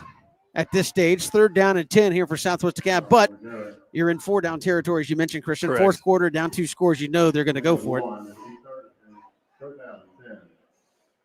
And you got to feel like this is going to be one of those quick little jet swings. Haven't seen him go to Turner lately, but I tend to agree with you. A little bubble screen or flare out in the flat here. Pick up something, and then they'll go for it on 4th. And now they want a timeout. Goodness. Boy, they just burned 30 seconds off the clock and called timeout. Yeah. We'll come right back. This Cadets football built by Islands Ace Hardware on WatchBCSports.com. Bowtie Barbecue has always been a work of passion. It takes time, skill, and a blend of perfect temperature, wood, smoke, and meats. We just took it up a notch. Taste the passion. Bowtie Barbecue, 6724 Waters Avenue, Savannah. At Benedictine alumni-owned Stacked Firewood Delivery, we're all about the best premium firewood, conveniently delivered in manageable stacks at the right price. We're talking kiln-dried, pest-free firewood. You see, our custom stack is equal to about 10 fires. Choose oak, cherry, hickory, or mixed hardwoods. Stacked Firewood Delivery. Go to stackedwood.com. That's stackedwood.com. Welcome back here to Buck Godfrey Stadium. Cadets up by 2 scores, and it's a big 3rd and 10. You know it's 2 down territory here for Southwest DeKalb, Christian Gokel. It's just a matter of what's their go-to play here. You've got Turner is in the slot here on the short side. You see him right there at the bottom of your screen over the number 7 for Southwest DeKalb. Let's see if that's where they go. They'll run a man in motion. Here's Carter looking over the middle. He goes, and it's in and out of the hands. They were looking for him, and Turner couldn't hang on. It's going to be 4th and 10. Hey, how about the coverage there from Zach Maxwell against the SEC commit wide receiver? That's some big-time stuff there from your corner. And you need it one more time here. And again, now the myriad of things that Southwest DeKalb has done. Flare it out. Let your man make a man miss. BC has been late to cover that a couple of times on Christie. So last time they're in this situation. He is out of the ball game at the moment. Last time they were in this situation of 4th and long, they just went over the middle to their best wideout on a post route, just one-on-one them.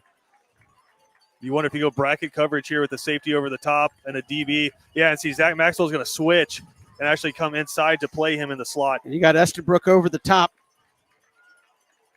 Just play the sticks. So here's the snap. Carter looking, throwing over the middle. It's high, intercepted. Wyatt Estabrook at the 20, comes up the near side. He's got a wall set up at the 40, 45, 50, and up the left sideline goes Wyatt Estabrook, his 2nd pick of the night. And a huge turnover. They were looking for Turner, threw it high, and Estabrook there to pick it off. And everyone in the world knew where they wanted to go with the football that time, and they still almost completed it. He worked his way open, but just a high pass there. Quarterback kind of had to double clutch because Maxwell didn't let him get out of his break, and it's just time after time they've been able to work their way inside the 20, and BC just clamps down and gets another interception there. That's big-time stuff. And now, Christian, you're at the point of the ball game where, score or not, you need to take time off. Correct. So run the football, couple 2-3 minutes. And if the offense had something going on, I'd say you're right, Kevin, but you just got to execute here. Take your time, but execute. So 1st and 10, they're going to start in Southwest DeKalb territory from the 41. And here's Amari Burst, takes the snap, and he'll give it inside. Nice read by Stanley Smart. A flag comes in. Again. Are they going to get Maxheimer way outside the numbers? Danny Britt is absolutely insane right now. That's where the flag came. You had a tackle way outside the numbers, blocking hard. He was pushing him down the field. There's no hold there, though. That's unbelievable. And playing behind the sticks. And again, I think Danny Britt is probably going to ask, what do you want us to do? No flag. Yeah, I mean, that's just clear as day there was no holding there. So it'll be, 2nd. I mean, he saw where it was coming. Maxheimer was the only one out there. The dude was getting dominated, but that's what's going to happen when a DB gets on an offensive lineman. It's not going to look very pretty. So it's first down and about 4. So that was run that clock. There you go. And don't go too fast. And they snapped it with like 35 on the play clock. Straight ahead goes Stanley Smart. That's so good. He should have the first down, move the chains. It's just effort right there, man. That's effort by Stanley Smart. He gets hit initially, but he knows he's not going to bust a big one. But get what you can. Stretch your body out. That's so big. BC going tempo. Are you kind of surprised with that a little bit? Or they say, hey, this could be the knockout blow if we get it in the end zone? I wonder if they're just getting up, getting a look, and then coming back and taking their time. So here's Burst out of a shotgun. He'll look here to the right. Never looked off the receiver. He's going to go to the end zone. Incomplete, looking for Bubba Frazier, and that's just good coverage. Yeah. I know the BC fans wanted a flag, but that was just good, tight coverage over there on the far sideline. And, again, if you want to be upset, say, hey, Omari, you never looked away from Bubba Frazier on that throw. Everybody knew it was going that way. Well, and I think it's one of those things, Kevin, where it's a call play. And if you have a one-on-one with Bubba, you're throwing it. And he did a good job putting it up there, but just better defense.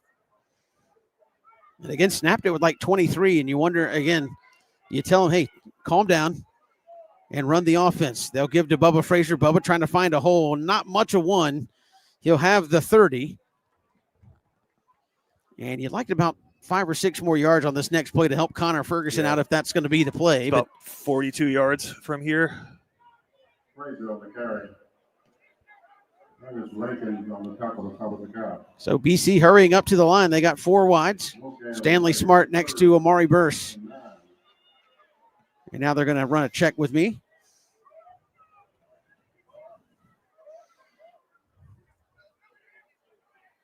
Here's the snap. Amari looking, feeling the pressure, and that's one thing you can't do. Yeah, out of field goal range. Took the sack and lost the football, and BC fortunate to fall back on it. And that's one thing you just can't afford to do.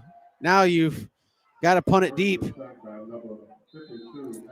And they've got a man hurt, so that's going to stop the clock. It looks like a cramp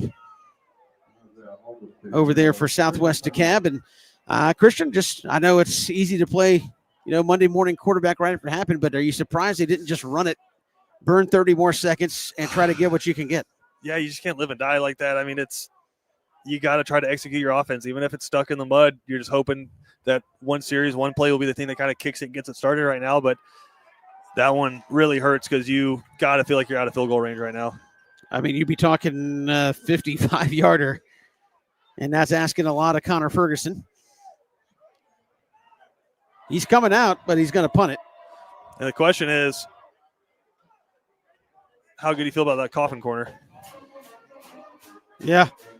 If it goes in the end zone, you're going to end up netting about 18 yards. Correct. And the clock should be running because there was an injury.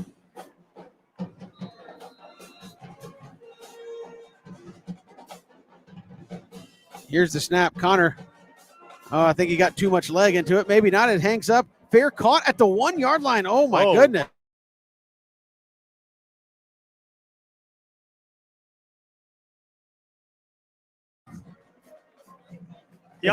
If they down it right there, so be it. But you just now you got to go 90. Hey, good for BC. I mean, there's 3 phases of the game, and that's 2 special teams disasters so far for Southwest.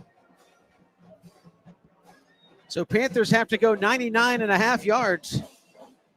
I mean, he did everything but catch it in the end zone. He almost played it like he was on the punt team trying to save it from a touchback. That's when your coach just tells you, dude, plant your heels on the 10 and don't go backwards. So now if you're BC, still got to be – it's easy to say, hey, go for the safety, but you got to be careful of that swing pass. And this is one of those situations where coaches like to take advantage of aggressive defense and try to take a shot. They've got Larson Little, Colby Brennan walking it up in there. Here's the snap. Carter, they give it straight ahead. Did he get out of the end zone? Yes, by just a little bit. Cam Cody and company going to push him back. So we'll escort you back in there, big fella. But they're going to give him forward progress towards the 1. It'll bring up 2nd down and 9. And more importantly for BC, they're going to have to use valuable time just getting it off the end zone here. Yeah, and if you're BC, you got to make them earn the 10 yards at a time. You cannot give up a big play here. If they score a touchdown, it's got to hurt to do it. So 2nd down here for Southwest DeKalb. They'll put a man in motion. Counter off that straight ahead. And, he just barely got out of the end zone. Was that Colby Brennan? Or was that – no, that was John Lilly with the tackle. And John Lilly within a whisker of pulling off the safety. So it'll be 3rd down and 9. And, again, they've used up about a minute or so here on this drive already and have not gained any ground. And big danger zone time because if they're not able to get anything right here, you're putting a punt team out there who has not had a lot of luck tonight. Well, and if you don't get it on 4th down, BC's 6 inches from the goal line. Yeah, you're punting if you don't get it here. So a big 3rd down. They go empty set. Cadets are going to have to cover 5 here off the goal line. Here's the snap to Carter. Looking. He's scrambling in the end zone. Going to throw it underneath. And Zach Maxwell, Larson Little there to wrap him up out at the 7-yard line. Right, well Kevin. Short of the 1st down. And now what do you do? Yeah, the punt team.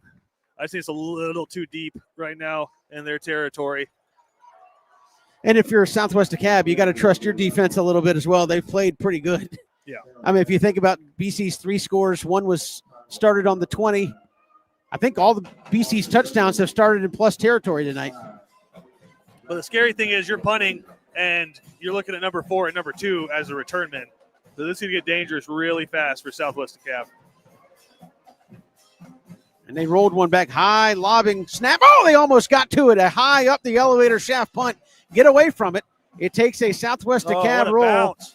and it'll be touched up at the 38. But great field position for BC. And who was it? Marquis Williams almost got back there for the Cadets. Yeah, you kind of get fortunate there that the punt went straight at the chimney chute because neither one of Bubba Frazier nor Makai Williams can get their hands on it because they're such great returners. But the roll there actually picks you up about 10 yards. So fortunate there for Southwest DeKalb. Now their defense has a chance. They can force a 3-and-out here to keep BC off the board.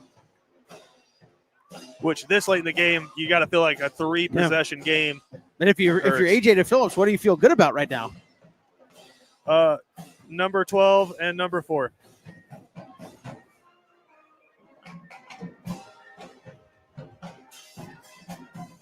So 1st and 10 for the Cadets here, 7:04 to go. They'll give it to Jack Gannon. He'll cut inside. Get the corner turn. He's at the 30. He's at the 25 and run out of bounds.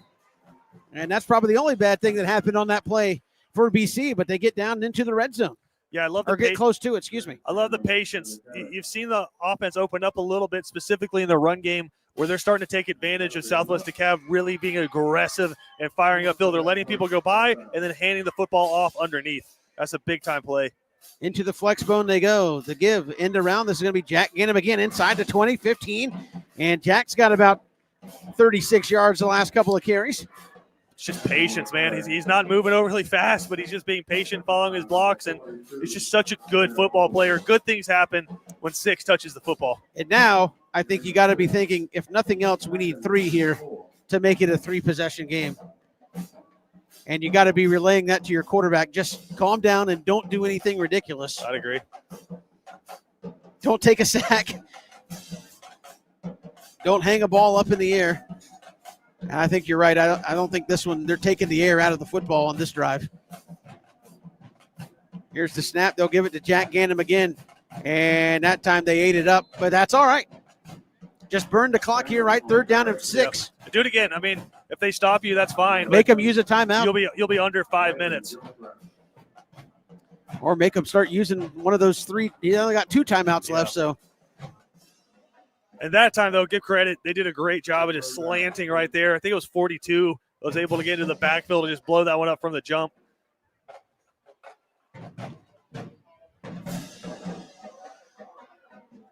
Empty set.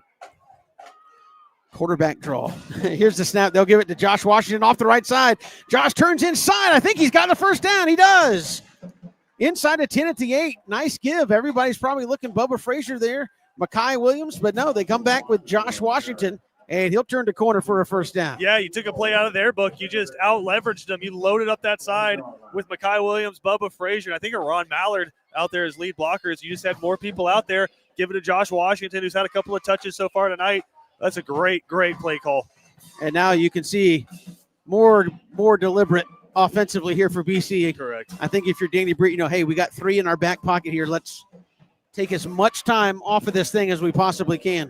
Well, here's the other thing, Kevin, is Southwest DeKalb plays a bunch of guys both ways. And so as great as they played on defense tonight, I think they're starting to get a little worn out. Direct snap, Bubba Frazier straight ahead, 5-4 before he spun around. And that'll burn 35 more seconds off the clock. They haven't started the play. Now they have. You can get almost down to 4 minutes here, Christian GoKel, if you want to, before you snap this ball again.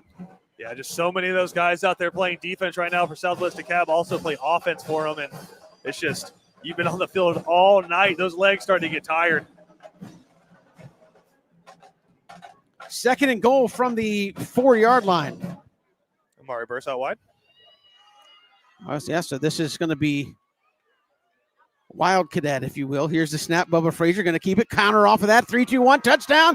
Bubba Frazier, his 2nd touchdown of the night, and that'll put the Cadets up 27-7 with 4:11 to go here in the ball game, and that is maybe the backbreaker, Christian GoKel. Yeah, you spread them out wide, and then you run just a little read play just to kind of take some of the linebackers, make them think a little bit, and that time offensive line use that split second to get up to the next level. Great play call, great drive, and that's what you need on the road in the fourth quarter of the playoffs. Connor Ferguson for the point after to make it 28-7. And the kick is up, and it is right through there and good. 28-7, 4:11 to go here in the ball game. We're coming right back. This is Cadets football built by Islands Ace Hardware. Looking for authentic, traditional Southern cuisine for your next special event, reunion, wedding, or celebration in Savannah? For over 45 years, Barnes Restaurant is the most experienced, trusted caterer in all of Savannah. Rooms 50 to 5,000. No event too big or small. Barnes does it all. Online at barnesrestaurant.com. We are back here, 4:11 to go in the fourth quarter. Cadets have just extended that lead 28-7. And Christian Gokel, all four scores tonight have come on a short field for BC. They've not been able to put together a long, sustained drive, but that one right there about as clutch as they've been all night. Yeah, it started on Wyatt Estherbrook with a big interception there, Kevin. 5 interceptions tonight for the Cadets, and able to capitalize on another short field. And it's just running the football. These last few drives for the Cadets has really paid off.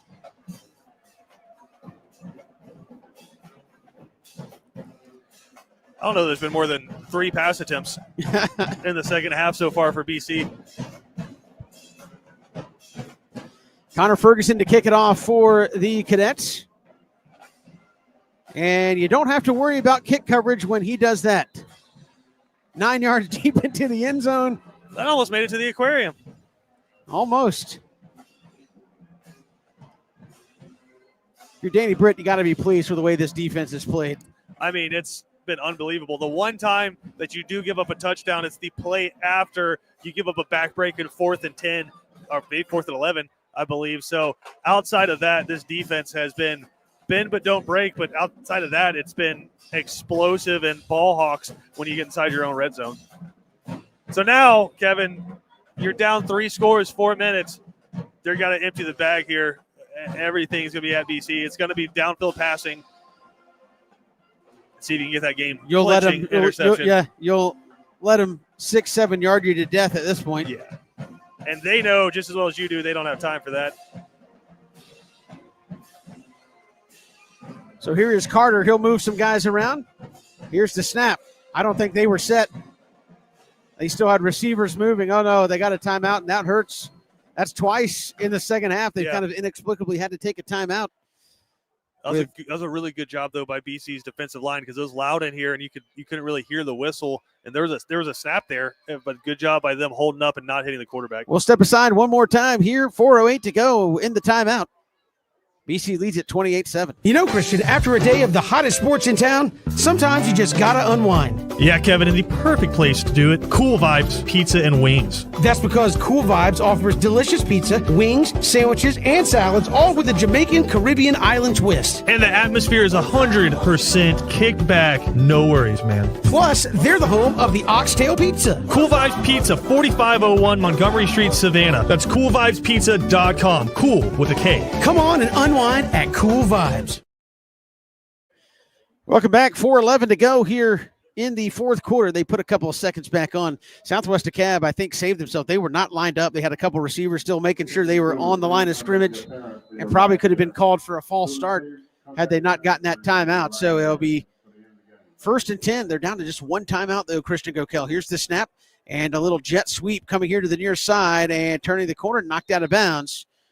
That was Mekhi Williams knocking the man out of bounds. That was Ramik Thomas. I think they're going to mark him a couple yards short. And again, if you're BC, you're okay with that. Just keep it in front of you. And again, haven't adopted the college rules in high school football yet. So the clock stops every time you go out of bounds. 4:03 to go.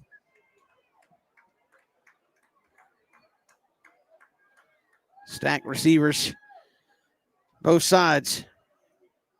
Here's the snap to Carter, and he'll roll out here to the left. Third, Scroggins is there. Third, going to force him up the left side and trip him up. And I think he stayed in bounds, so a big play by Third.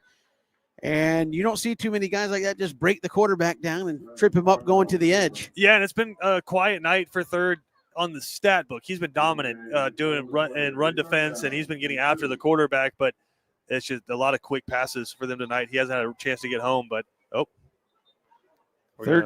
third down and 2. We got an official timeout. It can't be for a measurement, can it? I'm not sure what this is. Was the official all right? He's down there on one knee. Are they checking on him? Okay. I wonder if he's got an issue. Hope he's all right. Not sure what they're talking about here. Maybe the spot? I don't know. Now he's back up. Listen, sometimes they get bumped too. Well, you see the trainers for BC have come out there, so I'm not sure if they making sure everybody was okay. I think they're asking the guy that was down on a knee if he's good. You see the cadet trainers there talking to him. That's cool stuff right there. And again, neutral officiating tonight, as they do for the playoffs. We were talking to some of the guys up here in the booth who said, hey, we normally do games on the other side of Atlanta, sometimes way out in the western side of Metro Atlanta. And I think, if I'm not mistaken, he said this is the first time they'd been to Southwest DeKalb as a group all season long. So it's not a team they've done all season.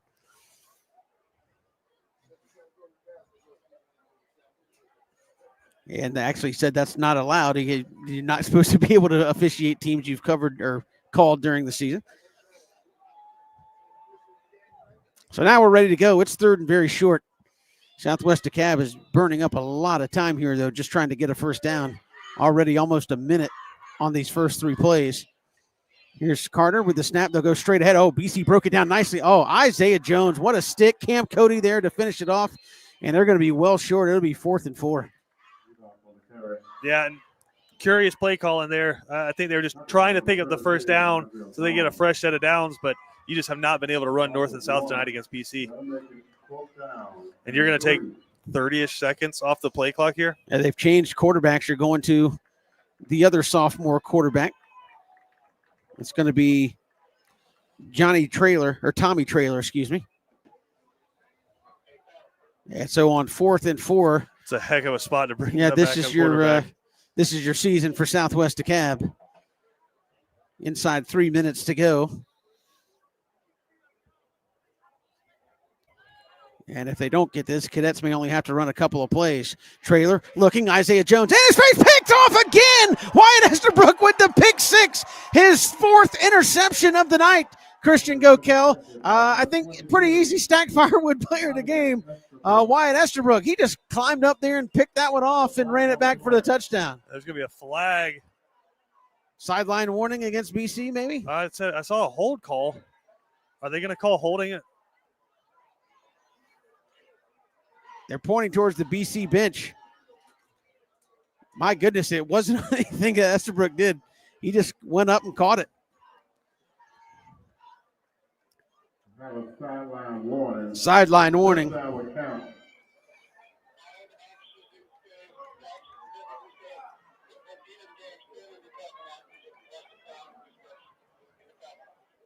Yeah, just waiting for a call here. Touchdown is good. There we go. So Wyatt Estabrook with the pick 6. Wyatt must have 100 yards in interception return tonight. I mean, in all honesty. That's 3. Yeah, he's got 3 picks. Unbelievable. You called. He said, hey, is there going to be another one? So Wyatt Estabrook, 3 interceptions and a pick 6. That might be good enough to be player of the game, too. I mean, my goodness. I mean, I'm thinking. Hey, put him out there on kick coverage here. Wyatt might deserve some cool vibes. He's had himself a heck of a night. So Connor Ferguson to make this 35-7. And BC heading on to the second round, most likely. You haven't seen any of the other scores. We'll try to check it in the Attorney Jonathan Dunn postgame show coming up. But most likely, if it were to hold chalk, Christian, you're coming right back up kind of this way, a little bit. McDonough and Ola. Ola in the McDonough area, so a little bit further south, but not much. I think they're taking on Flowery Branch tonight. If Flowery Branch wins, then obviously you got a little bit farther ride to go. Or no, actually, if Flowery Branch won, then you would that be a home game? Would that be the 1-4 upset? Yeah. Marist 33-19 over Warner Robins. In the third quarter, though. In the third quarter. Warner Robins making it interesting. And Ware was up big. Connor Ferguson point after right through there and good. We'll step aside one more time. 35-7, our score. Cadets way out in front. You're listening to Cadets football and watching Cadets football, built by Islands Ace Hardware. The honor, the heritage, the tradition of excellence. The home for Benedictine Cadets football is WatchBCSports.com. All the games, play-by-play, and in-depth analysis. Home of the Danny Britt Show. Be a part of the action as your Benedictine Cadets take the field in their quest for yet another championship. On the official home of the Cadets, WatchBCSports.com. And look for us on Facebook and Instagram at WatchBC Sports. Welcome back here. Fourth quarter, Cadets up big. Christian Gokel got it in the break. Ola 37-0 over Flowery Branch. So Cadets will be making the trip right back up to North Georgia or Metro Atlanta, McDonough on the kind of the way south side there. So not quite as far of a trip to have to come, but maybe 35, 40 minutes less. And they will be playing Ola.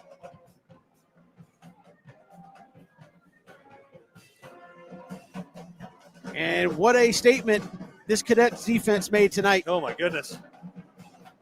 And you wonder, Kevin, how much did playing New Hampstead in the last week of the season? True. I mean, you talk about getting ready for a team that's going to throw the football a lot. You come out and play New Hampstead, a team with Rashawn Truel, who reset all kinds of record books, and you're able to beat them and kind of hold them. I think that had to pay a lot of dividends. Nobody happier than A.J. DePhillips, who's headed down to sea level here tonight. He was not excited about being way up here. And he and the offensive staff headed back down to the sideline. And there's a booch kick by BC, and it goes out of bounds. And so Southwest DeKalb will get great field position here. Because they enforced the sideline warning, which is interesting. Usually the first one is actually a warning, but they enforced a 15-yard penalty.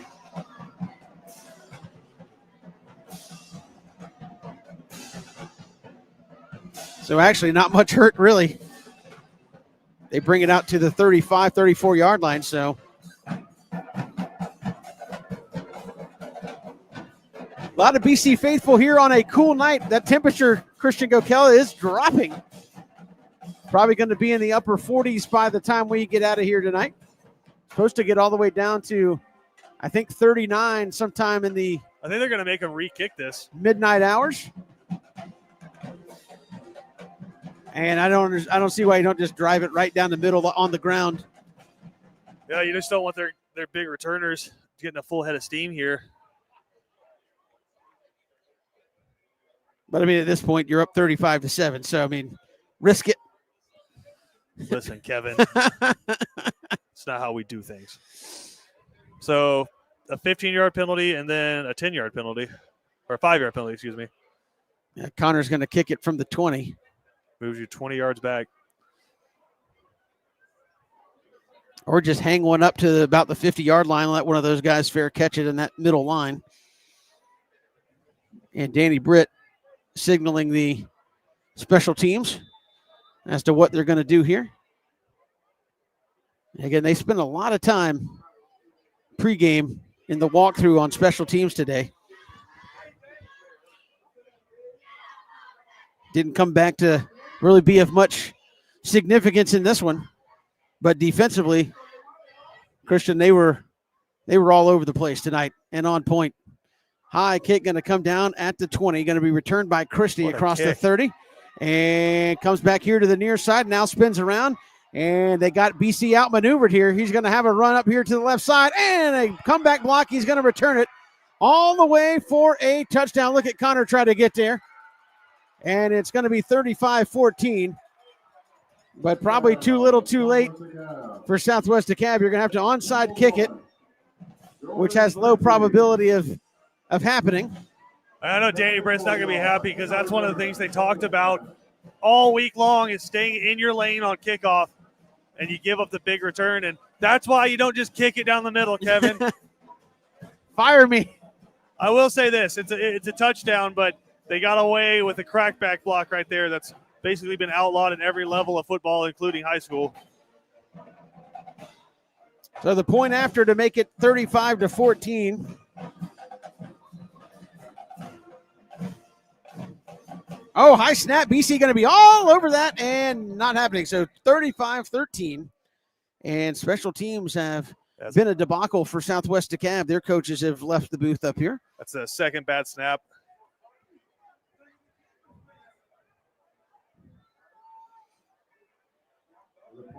So now, 2 minutes and 10 seconds. You know they're going to onside kick it. And again, if this score holds over the next 2 minutes and 10 seconds, the Cadets will play Ola next week in McDonough.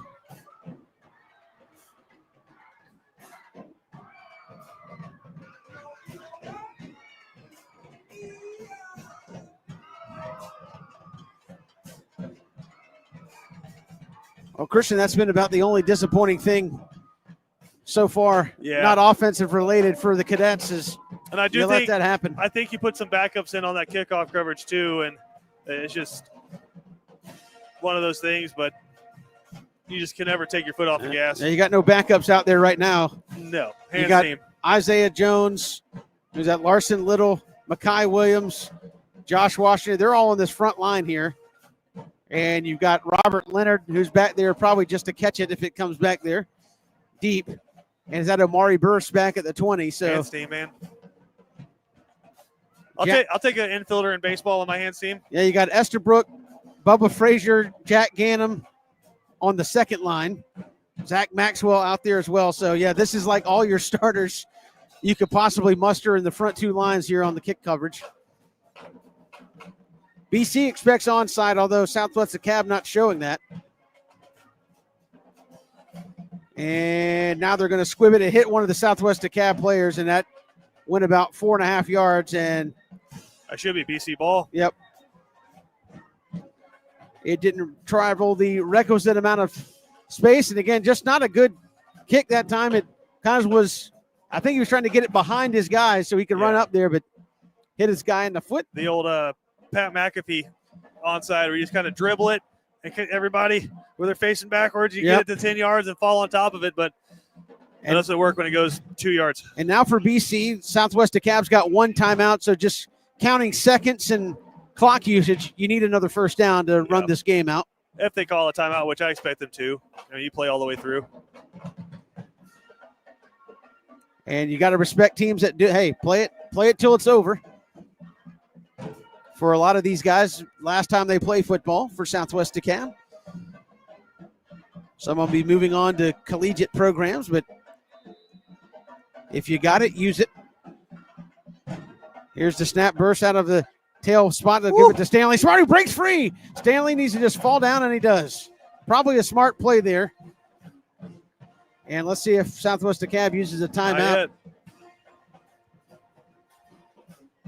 And now some backups getting in for BC.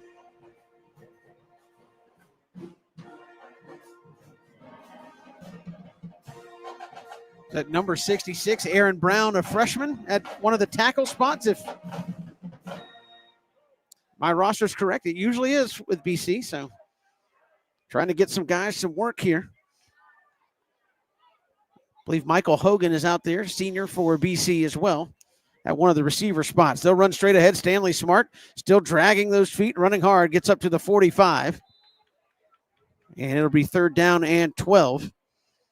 And I think BC knows, hey, if they use the timeout, even if we have to punt them, Connor's going to get them at worst back at the 20. I think if they were going to use one, they probably would have used it right there, because by the time you take this next snap, it's going to be about 1:35. So one more snap, and that should do it.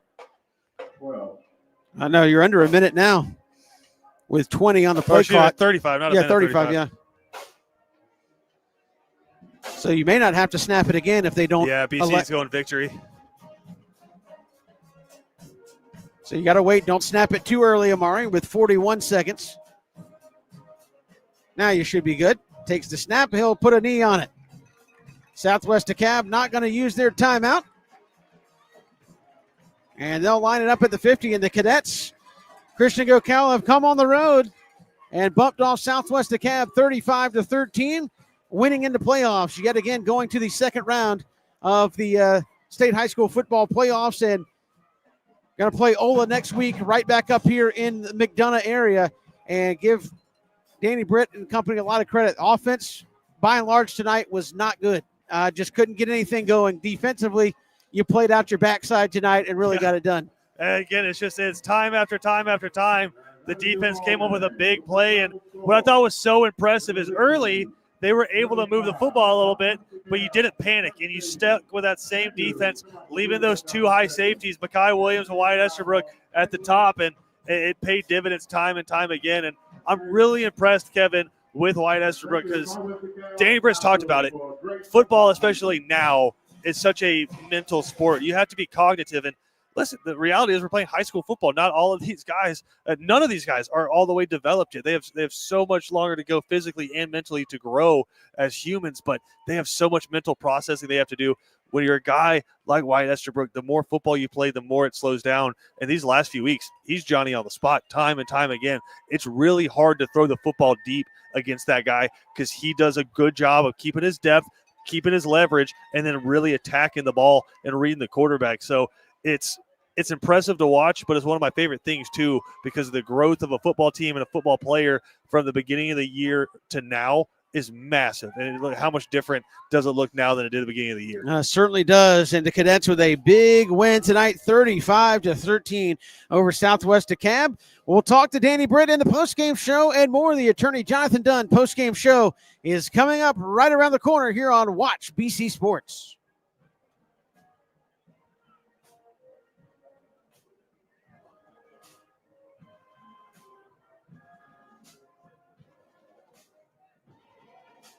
The honor, the heritage, the tradition of excellence. The home for Benedictine Cadets football is WatchBCSports.com. All the games, play-by-play, and in-depth analysis. Home of the Danny Britt Show. Be a part of the action as your Benedictine Cadets take the field in their quest for yet another championship. On the official home of the Cadets, WatchBCSports.com. And look for us on Facebook and Instagram at WatchBC Sports. At Benedictine alumni-owned Stacked Firewood Delivery, we're all about the best premium firewood, conveniently delivered in manageable stacks at the right price. We're talking kiln-dried, pest-free firewood. You see, our custom stack is equal to about 10 fires. Choose oak, cherry, hickory, or mixed hardwoods. Stacked Firewood Delivery. Go to stackedwood.com. That's stackedwood.com. Looking for authentic, traditional Southern cuisine for your next special event, reunion, wedding, or celebration in Savannah? For over 45 years, Barnes Restaurant is the most experienced, trusted caterer in all of Savannah. Groups 50 to 5,000. No event too big or small. Barnes does it all. Online at barnesrestaurant.com. We are here at the attorney Jonathan Dunn post-game show. Benedictine 35-13. They win it over Southwest DeKalb tonight in a game in which their offense really wasn't firing on a lot of cylinders. Did have one touchdown called back, but Christian, all the touchdowns scored offensively tonight were on short fields after defensive turnovers that were gotten. I think Wyatt Estabrook 3 picks defensively. They had 5 tonight turnovers via the interception. So they 6, maybe 6. You're right. Zach Maxwell had 2. And Mekhi had 1. You're right. So 6 interceptions tonight for the BC defense. You're going to win football games when you do that. And again, just couldn't sustain a long drive, but sustained enough drives, 40 yards and in to win the football game 35-13 tonight. Yeah, you can't live making 6 turnovers a game. And I know you had some of your own as well there, Kevin, but it's just not a recipe you can rely on every single week. So it's great this week, but BC has a lot to work on going back to the drawing board, but it's going to be a very happy bus ride home for these cadets because they get to go and practice for another week, and that's just the advantage of winning in the playoffs is, A, you get to keep your season going, but B, you just keep getting to develop these guys who are going to be here, and for the seniors, you keep your last ride going just that one extra week longer. I think you see Danny Britt talking to the team there. I think he says, fellas, kick return can't happen. That can't, but I think there's certain things like kick return cannot happen. Can't allow that to happen. Can't turn the ball over, like we did in some certain situations tonight. So he's always one that's going to progress forward. I think defensively, when he looks at the tape, probably ain't going to have a whole lot to say to a lot of them. I mean, they did get gapped a few times and have some assignments. Tackling was sloppy at times. They played a lot of football, but you get me 6 turnovers and only give up 7 points. A lot of stuff went right for you on that side of the ball. Yeah, and I think it started with the game plan is, listen, they can get 10 yards at a time. And if they're able to do that all the way down the field, fine. We'll clamp up when we get inside the 20. And that was how BC played for the first quarter and a half in this game and didn't allow them to punch the football in.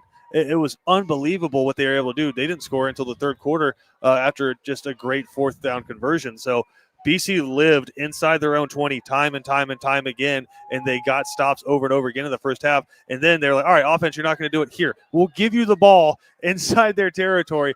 Now let's execute and go out there and score. And they were able to do that. So I don't know that I would call it complimentary football, but the defense, man, the defense provided for the offense. You see Coach Britt talking there to some of the media. We'll talk with him coming up in just a second. We're going to make sure he needs to have a Sherpa and some rock climbing. I mean, it's a long ways up here. Let's see how far. So you can zoom it all the way out. It is a long ways up here to the top of the press box. So Coach Britt has got that far and then some. There's our perspective tonight. There's Coach Britt down there somewhere. He's got a long ways to go to get back up here. But, Christian, while we await that, let's start as we do every week in the Attorney Jonathan Dunn postgame show with our Stacked Firewood Defensive Player of the Game. A lot of candidates there, but I think you and I agree.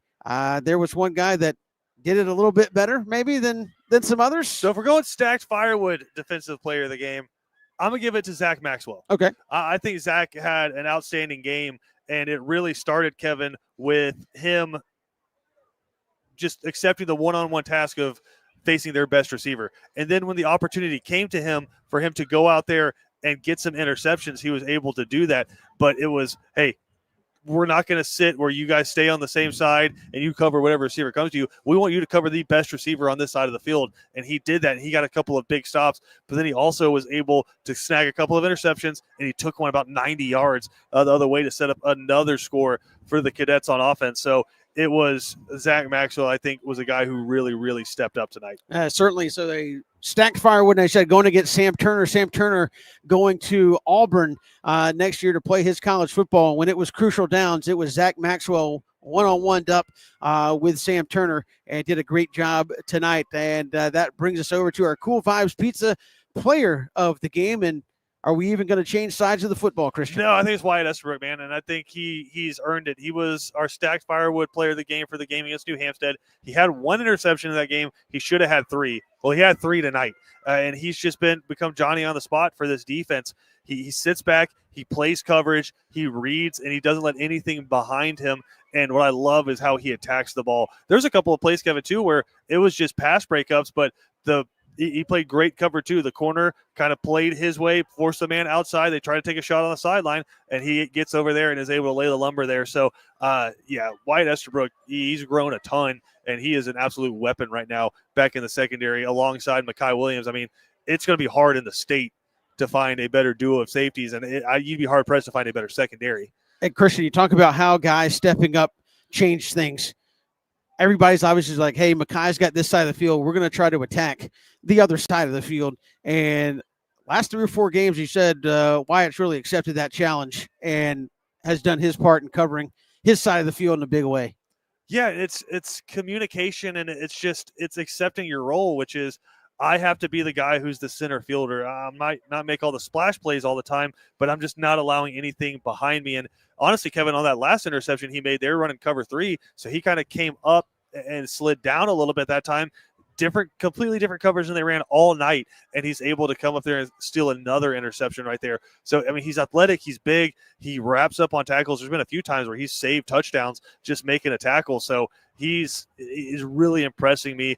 And again, his partner in crime, Mekhi Williams, is just fierce. I mean, outstanding in coverage, but they have a little bit different role. Mekhi's more of the run support kind of safety, and he's going to come up and lay the lumber for you when you try to throw it deep. But Wyatt, it's complimentary football back there in the secondary, and really impressed with those 2 guys. But the guy with 3 interceptions, you got to give it to him. Yeah, so he is our Cool Vibes Pizza Player of the Game, Wyatt Estabrook. Great job here in round number 1. And Christian, just to go back away to the other side of the ball, Amari Burst, rate his performance tonight. The passing game was just, it wasn't there tonight. Not a lot happening, but in the second half, ran the offense with what Coach DePhillips was asking him to do to just try to move the chains and get some points. Yeah, and listen, it's not always going to click, and you got to give credit to the offense, or excuse me, to the defense there as well, because like we talked about during the game, Kevin, all of the great guys we talked about on their offense are also defenders for them. You talk about Turner, 18, he's their outside linebacker. It's hard to run against those guys, but the advantage that BC has against a lot of teams is you don't have too many guys going both ways. Bubba Frazier will play a little bit on both sides, but he's mainly an offensive guy, and eventually you kind of wore him down. But for Amari, it was just not getting in his own head. He had the turnover early on the interception, but the defense again was able to get a stop there. And in the second half, he just became the point guard, just getting the ball, executing the offense, and no bad snaps, kept everything going, and made plays when he had to. We'll come back. We'll chat with head coach Danny Britt here on the Attorney Jonathan Dunn postgame show. Cadets moving on to the second round, 35-13. They beat Southwest DeKalb here tonight. When it comes to blocking all the obstacles that life throws your way, let Vernon Williams and Auto Owners Insurance help you dodge the hits, analyze the playing field, and run the ball all the way home. We shield you so you can have peace of mind when it comes to auto, home, life, or business insurance. As one of the oldest and most respected independent insurance agencies in the Southeast, we know what it means to stand behind the people we protect head on. Trust in the power of the shield since 1934. For more information, go to thepoweroftheshield.com. Welcome back here, the Attorney Jonathan Dunn post-game show. Danny Britt joining us up here. Coach, as a DB yourself, 6 interceptions tonight for those guys. Had to feel good to turn the ball over like that coming back your way. Yeah, I thought the guys did well. I mean, they were moving the ball pretty consistently from 20 to 20. And then, we made the plays when we needed to. I didn't realize it was 6 interceptions until after the game. Sorry, still out of breath. I'm trying to get up here. Oh, yeah. But, and then, I told them that I was going to give the DB coach a raise. So I took some of the salary from some of the other games. There you go. Well, Coach, speak of that, just defensive effort in general, you guys were pitching a shutout in the first half. And Christian, I said, it seemed like every time they got the ball, you guys were already backed up in the red zone defensively, and they got no points. And what a backbreaker when you guys finally pushed through, and it was 7-0, and they had, 3-4 opportunities and got nothing. Yeah, no, that was big. That was big time. And I thought, we made the plays when we needed to. And their offense was so slow and methodical, and they line up fast and then they look, and I think that kind of messed with the rhythm a little bit. Not making excuses, just stating the fact. But I thought the guys, when we needed the plays, made the plays. I mean, even we had to stop them on 4th down again. Of course, we had the face mask because our guys were too high, I think, going through there. But anyway, I thought they made good plays. Coach, defensively, talk about Wyatt Estabrook tonight. 3 interceptions, got a pick 6 there at the end, and the last 3 or 4 ball games, he has really kind of taken on a bigger role in that back end of that defense, it seems like. He has, and we've been waiting for it. We talked to him this summer, and Wyatt's laid back kind of guy. That's just, he's not works hard, but he's just, that's his personality. And we're talking to him that, hey, man, you're a Division I type athlete, and you need to start playing and realizing that. So I think he's starting to realize that potential. Zach, tonight you had to cover their number 1 guy a lot. He had 2 interceptions, had a 90-yard interception return.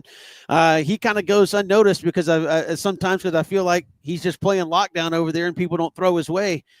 Talk about his play tonight. Yeah, Zach's been consistently really good for us for 3 years. And you're right. You kind of just forget about him because he quietly goes over there and just locks people down and does a good job with it. But he was on a very good player, 18 tonight, and did a good job with it. And of course, made some huge plays. But that's Zach. He's just a quiet, young man that shows up and does what he's supposed to do. Coach, obviously you had a week off, but how much did I guess it kind of work out? You played New Hampstead last ball game out and then play a team that maybe not the quarterback strength that New Hampstead had, but a similar type offense that y'all faced tonight. Yeah, it was big. It was good because it had gotten us prepared, and we got our it was explained to Christian on the shows one day that we kind of run a nickel package all the time because of Isaiah Jones's skills.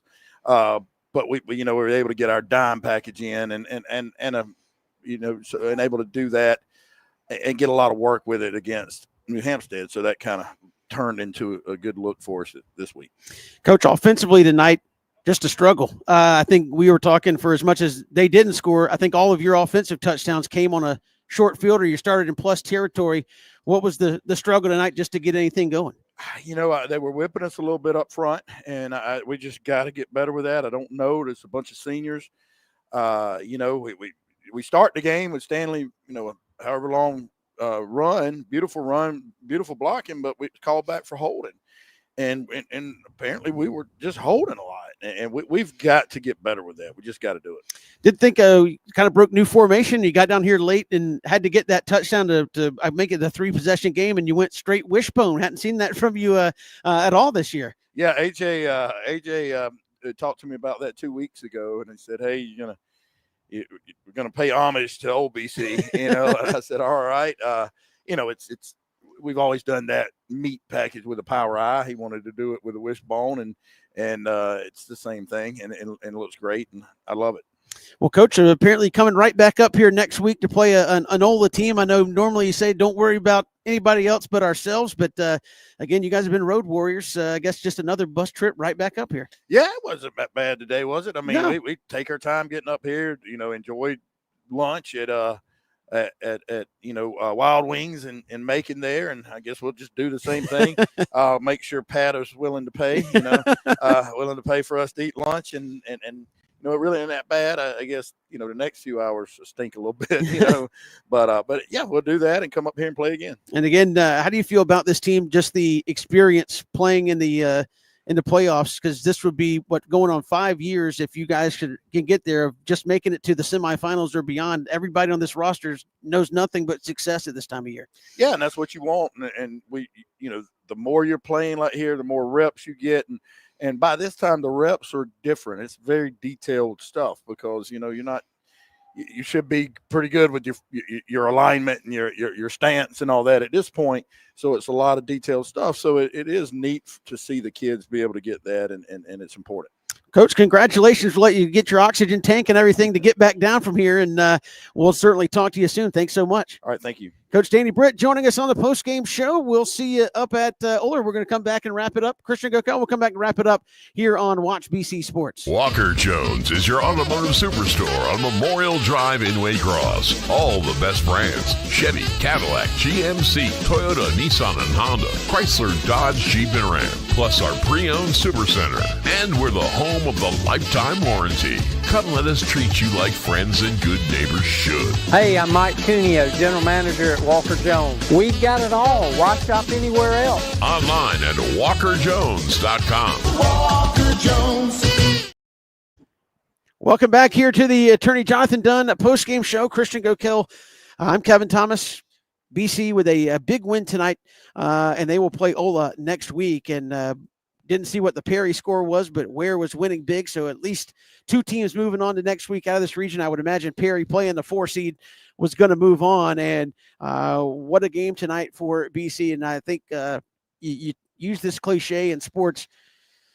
Good teams win when they don't play their best. And offensively, I don't think you played your best tonight, but defensively, you came pretty darn close. Yeah, and it's a balanced football team, and that's what wins in the playoffs. Is you got to be able to play defense, and you have to be able to play offense. And they ran the football tonight successfully, and they played just unbelievable defense. And so that, I think, was the difference for BC tonight. And I think the big advantage they have going forward against a lot of teams is, like we said, depth. They've got guys that they were rotating on the defensive line in the second and third quarter that allowed Cam Cody and Third Scroggins and those guys to be fresh going into the fourth quarter. But it was, I don't even want to call it a workmanlike effort because the defense played so daggone well, but it was what you have to do in the playoffs, which is play well enough to win. You said by 1 point, you come out tonight, you do it by a lot more than that. Absolutely. And again, that means coming up on Thursday, you'll have another opportunity to grab lunch with Christian GoKel and Danny Britt at Bowtie Barbecue. So we want you to go out there and have lunch, some good food, have Christian ask all the hard questions to Danny Britt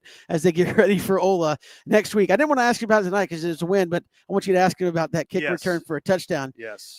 If he says, hey, I had to give the DB coach a raise, do you have to take it back from the special teams guy? Because he is the DB and special team guy. So it's like, does that even itself out at the end? Just kidding. But Bowtie Barbecue, the place to be on Thursday. Got to be a lot of questions and exciting because we're going to be right back up here next week for a playoff game. So the playoff editions are always a little bit sweeter. Absolutely. So final score 35-13.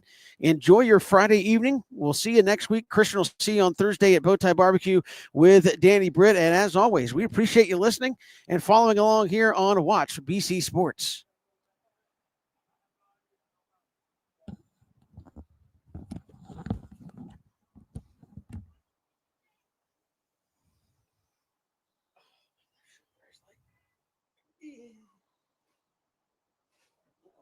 Jack going in a hurry. Probably got to get the cheerleaders.